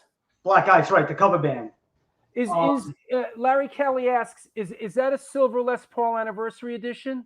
It's the Silverburst Les Paul. I don't know if it's not the Anniversary Edition, I don't think, but it's the Silverburst. Right. Peter Frampton was the first guy to really start playing it back in the 70s. Oh, right on. Here's a photo sent to us. Hey, JoJo. JoJo Black Beauty. JoJo just sent me this photo. There you go. That's JoJo. Me. Oh, that's obviously at a Ranger game because it's the Garden and you're wearing a Ranger jersey. Actually, we were at a concert. Black Sabbath. Oh, was that Black Sabbath? It was that Black Sabbath that night, I think. Yeah, there's Eric in his Black Sabbath shirt. It was definitely he's a guy. He's from Ozone Park, Eric. How it be? Listen, that's some real New York shit. And it's not just New York shit. It's if one of your favorite bands is playing at the arena, you wear the hockey shirt of that arena. Oh, fucking right? Hey. That's some real shit right there. You know? I've been a Ranger fan my whole life.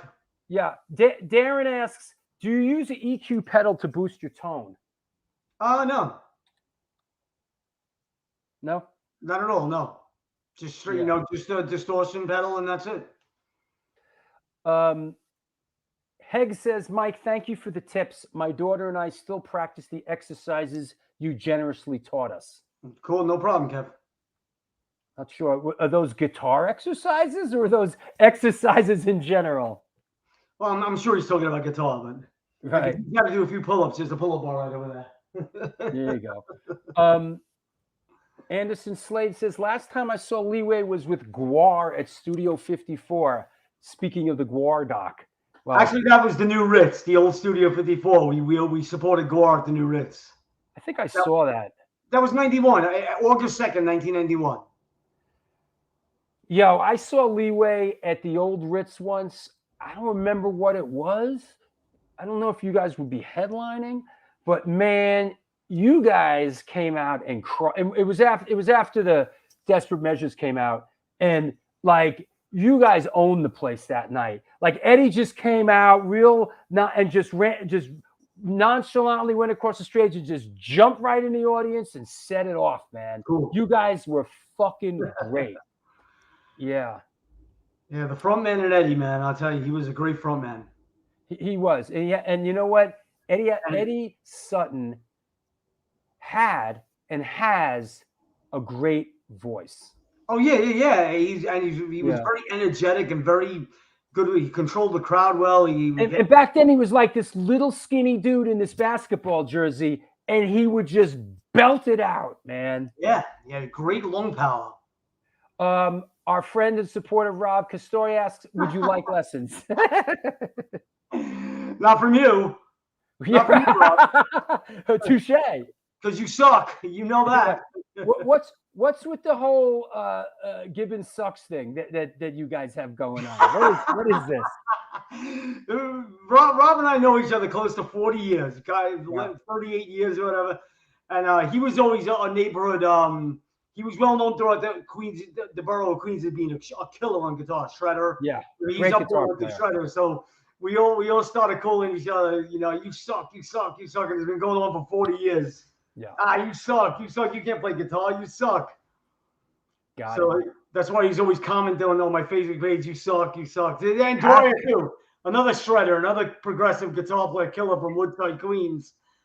And we all ranked on each other over the years. Any questions you have, musical stuff, specifically about the Leeway records or the doc, please post up now. We got a couple of minutes. Let's Get Jiggy with It, Go Deep, Get Weird. Favorite Rush record? Believe it or not, mine is Signals. Wow. And I know, I know. It's just a very controversial record at the time. There was synthesizers on it. Right, exactly. A lot of people are like, you like that record better than the earlier like guitar bass driven Rush. And I'm like, there's still plenty of guitar Signals. It's just low in the mix. Signals just had some great songs on it to me. I thought it was great. I love Permanent Waves, Moving Pictures. I love the first album, the second album. Yeah. You know, Farewell to Kings. You know, that's Paris's favorite record, I think. Farewell to Kings. Yeah. You know, Hemispheres. I love all of the Rush records, the progressive years. Then, but when they brought keyboards into the mix, Grace Under Pressure, great record. Mm-hmm. When they brought the keyboards and the synthesizers into the mix, it filled up the sound a lot, and it really made the fidelity of each record so much higher. Yeah. They were melodic songs, catchy songs, and still progressive. I should revisit that. Al says, I used to be the only person I knew who liked Rush. You know what about Rush? It's interesting. Jerry Garcia said this about the Grateful Dead. Liking the Grateful Dead is like liking licorice. Like, if you like licorice, you really like licorice. Exactly. And it's the same thing with Rush. Like, you know, if you like Rush, like early on in the game, you really liked Rush. You Same know? thing with like a band like Tool, or you know, any like a cult following band, you know. Yep. M. Thomas Hoff asks, was Ball Hugger one of your top songs to play live? We it was always included in the set, but it wasn't, you know, if we didn't play it, I'd be like, all right, whatever. It's a good song. Do you have any favorite guitar tuning that you use with Leeway? No, nothing particular. 440, you know, standard. 440 standard E? Yeah. Because everything sounds brighter. It just sounds brighter. When you start detuning and going down to D and drop detuning, everything gets muddier and heavier, and that's great for certain bands. Sure. But when you're on 440, everything sounds nice and bright and crunchy. It's crisp. Let me ask you a question personally about. So you can tune to standard E, but hertz wise go higher from 440. I'm not sure, but no, is standard E tuning is 440. Yeah, that's standard E. I don't think you can go higher as far as hertz. You have to change the tuning. Sure. Okay. Like if you listen to When the Levee Breaks by Led Zeppelin, it's like nearly in F. It's nearly F tuning. I don't even know. Right. 444 or 440, something like that. Right. Rob Estraveria is good with stuff like that. He knows all those decibels and stuff like that. Yeah, because we just went through this. I gave my girlfriend the tuner. She's like, the tuner's not working, and I looked at it and I tuned the acoustic guitar. It was to standard E, but it wasn't right. Then I noticed the hertz wasn't 440. It was like 455 or something. So it was tuning it high or flat. Right. So then I looked it up on the internet. Okay, and then I put it down to 440, tuned it, and it was perfect. Yeah. Anyway, who came up with the Jan Novak? Who came out with idea of the intro of Born to Expire? I'm getting goosebumps just thinking about those riffs. Well, AJ wrote the main riff.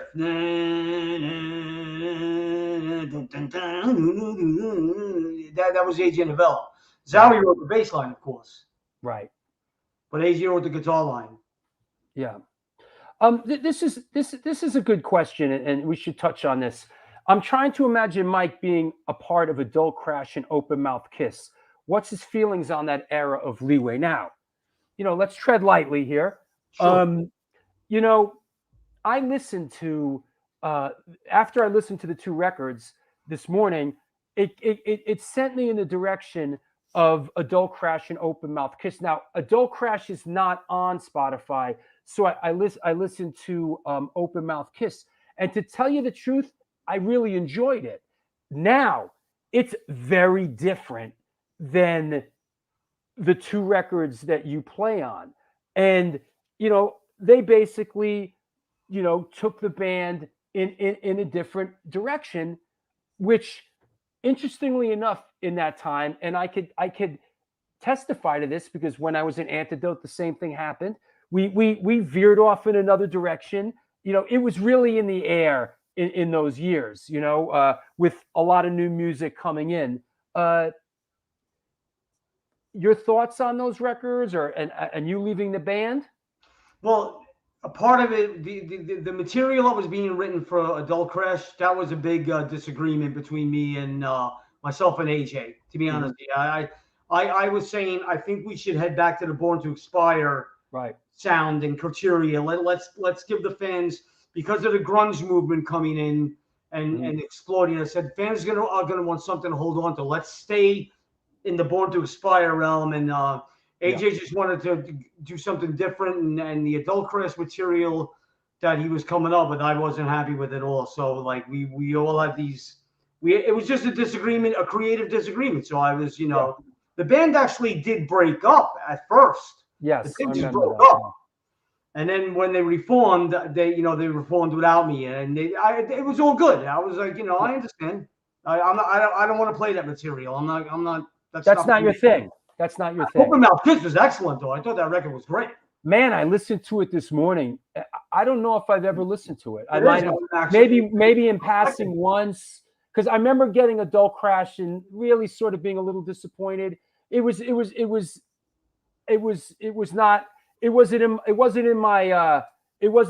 my zone. So right, it wasn't in my wheelhouse either. It wasn't in my wheelhouse. Thank you. So I don't know if I ever really listened to I listened to Open Mouth because I was like, wow, this is fucking great. Oh, the Open Mouth Kids. I mean, Foot the Bill when it opens, it's like, man, now we're returning. Yeah. Chucky Brown, what's up? Good to see you yesterday, Chucky. Thanks for coming through. Chucky says, throughout the years, hardcore metal bands opened up their sets with the intro to Rise and Fall. Leeway would open up to the Led Zeppelin Song Remains the Same, then go into Rise and Fall. Can he speak on that? Yeah, that was just an idea that we kicked around in the studio once. We should open with Song Remains the Same, the intro to Song Remains the Same, and all of us being classic rock fans first, of course, growing up to classic rock. I'm a huge Zeppelin fan. Everybody was back in the day, so we were all good with that. I hear the song remains the same, and it just does something to me, man. Right, it goes right. I mean, and it ends in the key of A perfectly for Rise and Fall. It ends in the key of A. You can go right into Rise and Fall. Is that right? Yes, Song Remains the Same is in the key of A, right? Right, it ends in the key of A right before it goes, I had a dream, before it goes down to F, Sure.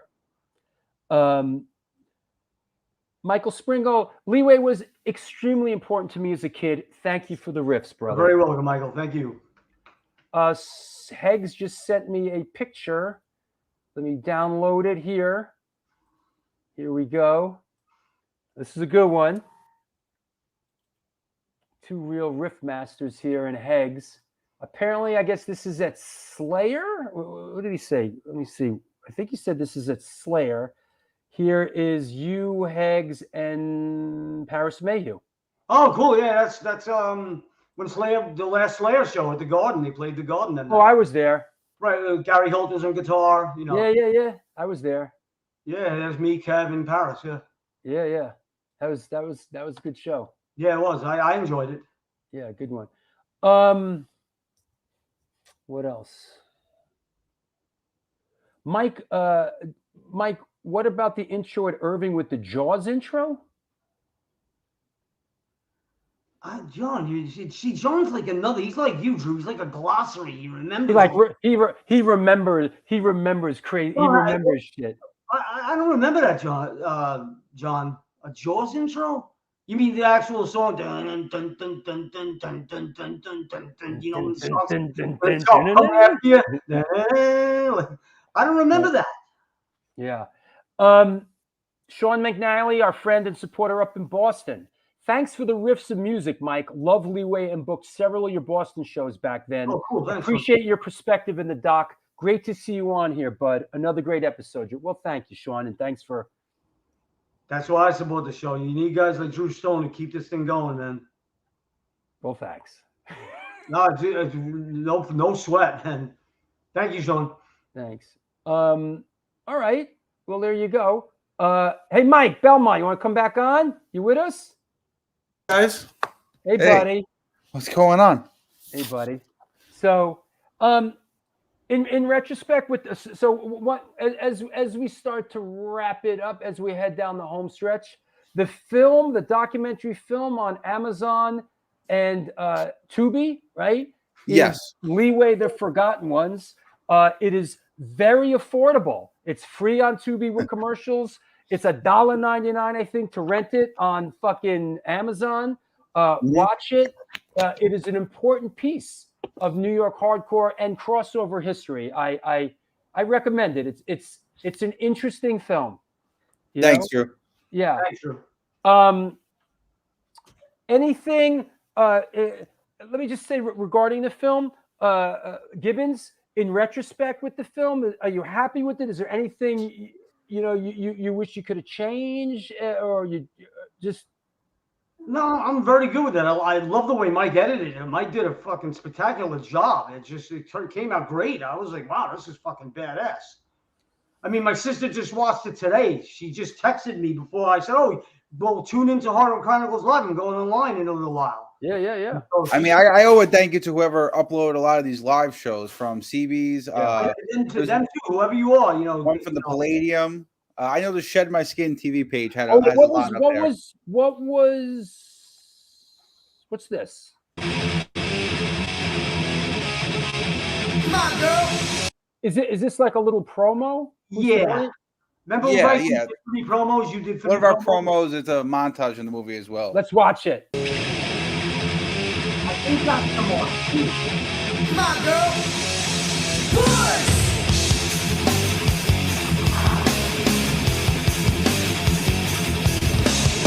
I know it's good and dead.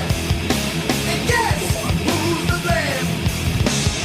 She not being fair.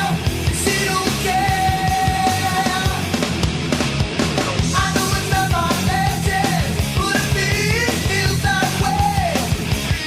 I got designed, but you shut me out. You see the pleasure of turning to pain. I miss you, oh, I miss you bad. More and more I go mad. I miss you, oh, bad, yeah. More than I ever had. Nice little promo there, Belmont. Thank you. Thank you. That's I cool. got a lot of good live performances to work with. Thankfully. You guys are very skilled, man. You guys are very skilled as directors and editors. It's amazing. I Believe me, appreciate at this that. point, And it's I'm a lot on of fun seeing those. There's not a lot of live shows like that today. You know what I mean? Like, Yeah. Oh, somebody asked. Let me see. Somebody asked about L'Amour, Mike Gibbons. Hold on. Let me find this L'Amour. one of those question. shows is Oh, here definitely it is. more. Here it is. Paulie Pork Chops vids. I saw Leeway at the L'Amour Last Thrash Bash on May 3rd, 91, the first time they closed. It was Cro-Mag's reunion, Leeway, Cool. Biohazard, Repulsion, who later went on the Typo Negative, White Zombie more. Any memories, Gibbons, of L'Amour in Brooklyn? Oh yeah, we played there plenty of times. I always loved Lemoore. It was, it was great to hang out. It was a great hang place. It was a great place to play. I don't know. Did Chromax play that night? Does anybody remember? I wasn't there. I don't know this one. Yeah. John, did Chromax play that night? Angeli, he'll know. Yeah. I The think last Thrash Bash, yeah, I think Chromax played. they must have played. That's right, because I remember us. What year was that? Do you remember? 91, definitely. 91? Yeah, that was May of 91. That was when Lemoore was closing finally for good, and then they reopened again a few years later. Yeah, they did. Paulie says they did. Right. Oh, they did. And Okay. Pat says they did. And the club was reversed. Remember, they reversed it. It was the stages on the other side. It was so strange. I mean, I remember the original L'Amour's, man, was kind of a big place, man. If it was big, man. And then, like, every time they reopened it, it was like smaller. Yeah, you know? yeah. Because remember when they reopened it back in '80, when they redid it, they reopened it in '86 again or something like that, or they added the bleachers on the side and stuff like that. And Yeah. you know. Yeah. I remember it was just the two stairs and the soundboard. Yeah. This is Low Tube. I met Leeway in the early 90s in Europe together with D.I. The bass player for Nirvana was your driver? How did that happen? No way. No. Wrong Leeway. Wrong band. Yeah, maybe DI. Maybe he drove for DI. Yeah. I was wondering about that. Pat Baldwin asks, along with the Cro-Mags, Leeway gets credited with injecting metal and upping the level of musicianship in hardcore. What was there ever a friendly rivalry? Not a rivalry. No, I don't think so. It was just, I totally respect the Cro-Mags for establishing what they established before Leeway even came along. Yeah. I mean, in my world, and this is just my opinion, the three big early New York crossover records are Cro-Mags' Best Wishes, Leeway, Born to Expire, and then probably a little bit before Agnostic Front, Cause for Alarm. Those were. And then I know there was Whiplash and Carnivore. Crumbsuckers, yeah. God, I mean, talk about musicianship. Yeah. Oh, fuck. Yeah. I wouldn't say there was a rivalry at all. It was just, we all, I enjoyed Cro-Mags' music. It was great. Yeah. Paul, yes, L'Amour's was a 750 cap, but they fit in over 2,000 plenty of times. I remember being like, L'Amour was, especially for the Slayer shows. Remember they used to clear the back out? They'd clear the tables out if Slayer played? You know what? I think the crowdest I've ever been in L'Amour's, for some reason, I went and saw the Red Hot Chili Peppers there. Like when they were like blowing the fuck up, like when they were like having a moment. They played the Sex Magic years and shit like that. It was fucking crowded, man. Slayer was always most packed for me. I never saw Slayer. I never saw Slayer. The South of Heaven tour at L'Amour. It was like this. Yes, that's right. Yes, Repulsion became Typo Negative. Typo Negative in between, but after Carnivore, they put out a demo. Do I have the Repulsion demo? Hold on, let me see. I might have it in the archive. Repo. I thought I had the demo. I know they made a demo. Repulsion made a demo. Yeah. There's a demo somewhere. I don't have it in the archive, but there was a Repulsion demo that was sort of like the bridge between Carnivore and Typo. Yeah. Is that right, Laurie Dawn? Laurie Dawn, Women of the Pit. Listen, you could confess. Whatever this show. Listen, you could come here. It's like going to confession. Laurie Dawn had her first panic attack during Slayer at L'Amour's. If you don't do well with crowds, or if you feel like you're too crowded in or claustrophobic, Slayer was not the L'Amour was not the place to be. Because I mean, these guys are filling the Felt Forum now, and they're still playing at L'Amour. It was like, is that right? I saw a White Lion show there, and I swear there was 3,000. Listen, White Lion was managed by Mike and George Parente. Loud and Proud management. I'll tell you something about White Lion back then. I saw White Lion back then. They were fucking great. Oh no, they were a great band to see at L'Amour. Vito Brato was a great guitar player. Oh, fantastic! Incredible player. Yeah. And White Lion rehearsed in the basement of L'Amour. Right. They Loud and Proud management, which was Mike and George. They managed White Lion. They also managed Taiketo. Oh, did they? They managed Taiketo. Yeah. And Overkill too, right? Overkill. Oh, okay. Yeah, me and Paris were up for 2 Overkill videos. Me and Paris, we did all those videos back in the day. There's 2, and I mentioned this on the Ill Bill show. We came very close 2 times with 2 separate groups to doing videos. Twice we almost did Overkill videos, and twice we almost did videos for the rap group Das Effects. And once we wrote a treatment for a Bon Jovi video. Oh, okay. There you go. And that's another venue that comes up a lot is Sundance, right? You guys played Sundance a couple of times, right? Oh yeah, right? sure. Yeah. Yep.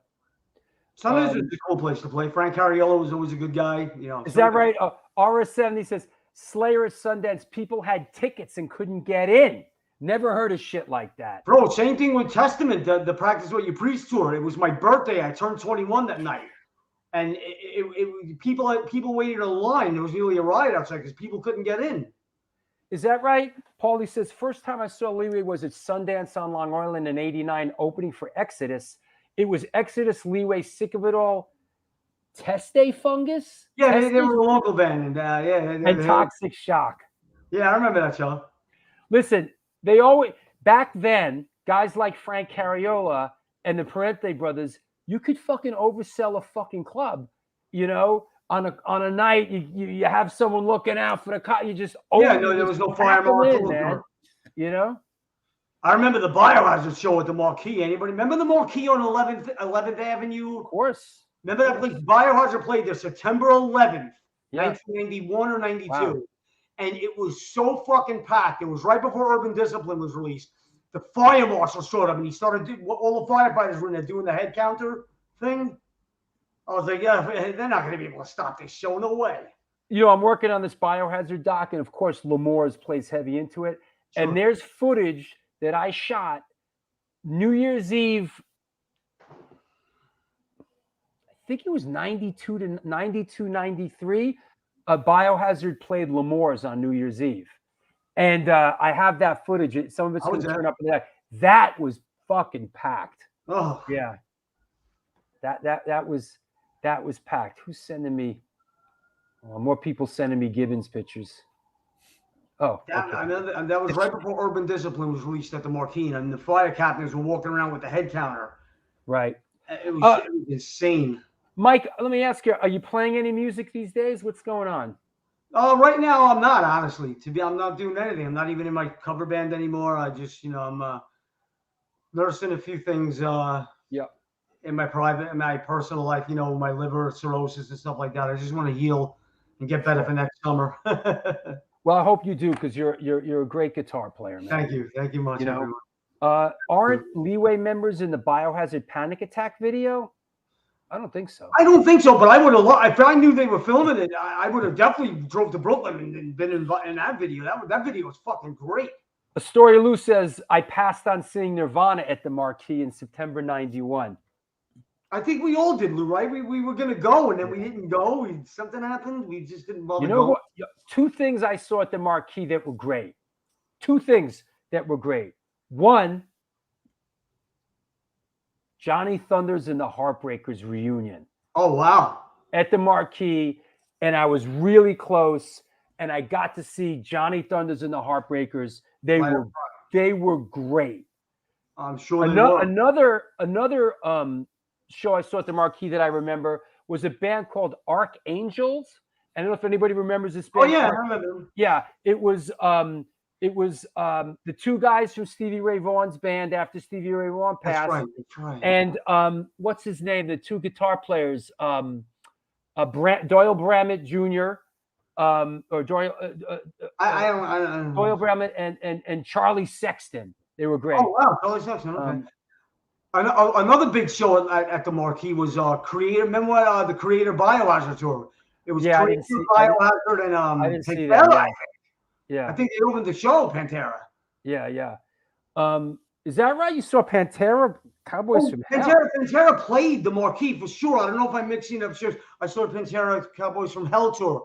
Okay, all right, Paulie, that was the Cowboys from Hell tour. But remember the Creator Biohazard show? Creator had this amazing light show. They brought this amazing light show. Biohazard did a world tour with Creator at the time. Yeah, absolutely. Well, hey, Mike, let's wrap it up. Thank you so much. I really enjoyed talking Leeway and digging into these really iconic records that you play on. Thank you. I wish you all the best. And also, personally, man, I want to thank you, for supporting what I do, man. You've been a good friend, and I appreciate it, man. Oh no, I'll always be here to support it, man. I love it. Anybody you want to thank or shout out?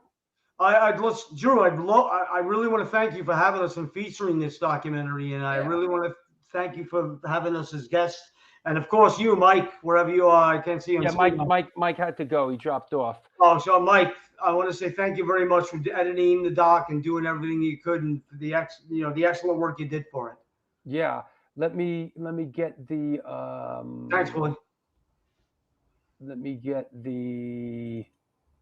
Here it is. Thank you to all the fans and the supporters of Leeway over the years. Thank you very much for supporting us, and I do appreciate everybody. Thank you. Once again, it's Leeway: The Forgotten Ones. It's available on Amazon for $1.99, and it's on Tubi. It's for free. Go watch it. It's really great. Thank you, JoJo. Nice for you to stop by. Evan O'Brien, speedy healing to Mike Gibbons. Thank you, Evan. All good. Thanks, Mike. Let's talk soon. Drew. All right, sounds good. I'll see you later. Thank you again, everybody. Take care. Well, there you have it. That was good. I enjoyed it. I really did. John Angeli, thank you, buddy. We love you too, bro. Gibbons was a great guest, and I really enjoyed. I enjoyed revisiting those records, man. Those records, like I said, when I have to do the show, because it's my job, and I have to really listen. I love it. It's one of the things I love about doing this show. And I tell you what, Open Mouth Kiss sounded great today. So the band went in a different direction, but I got to give props, to those members that continued on. AJ Novello and Eddie Sutton.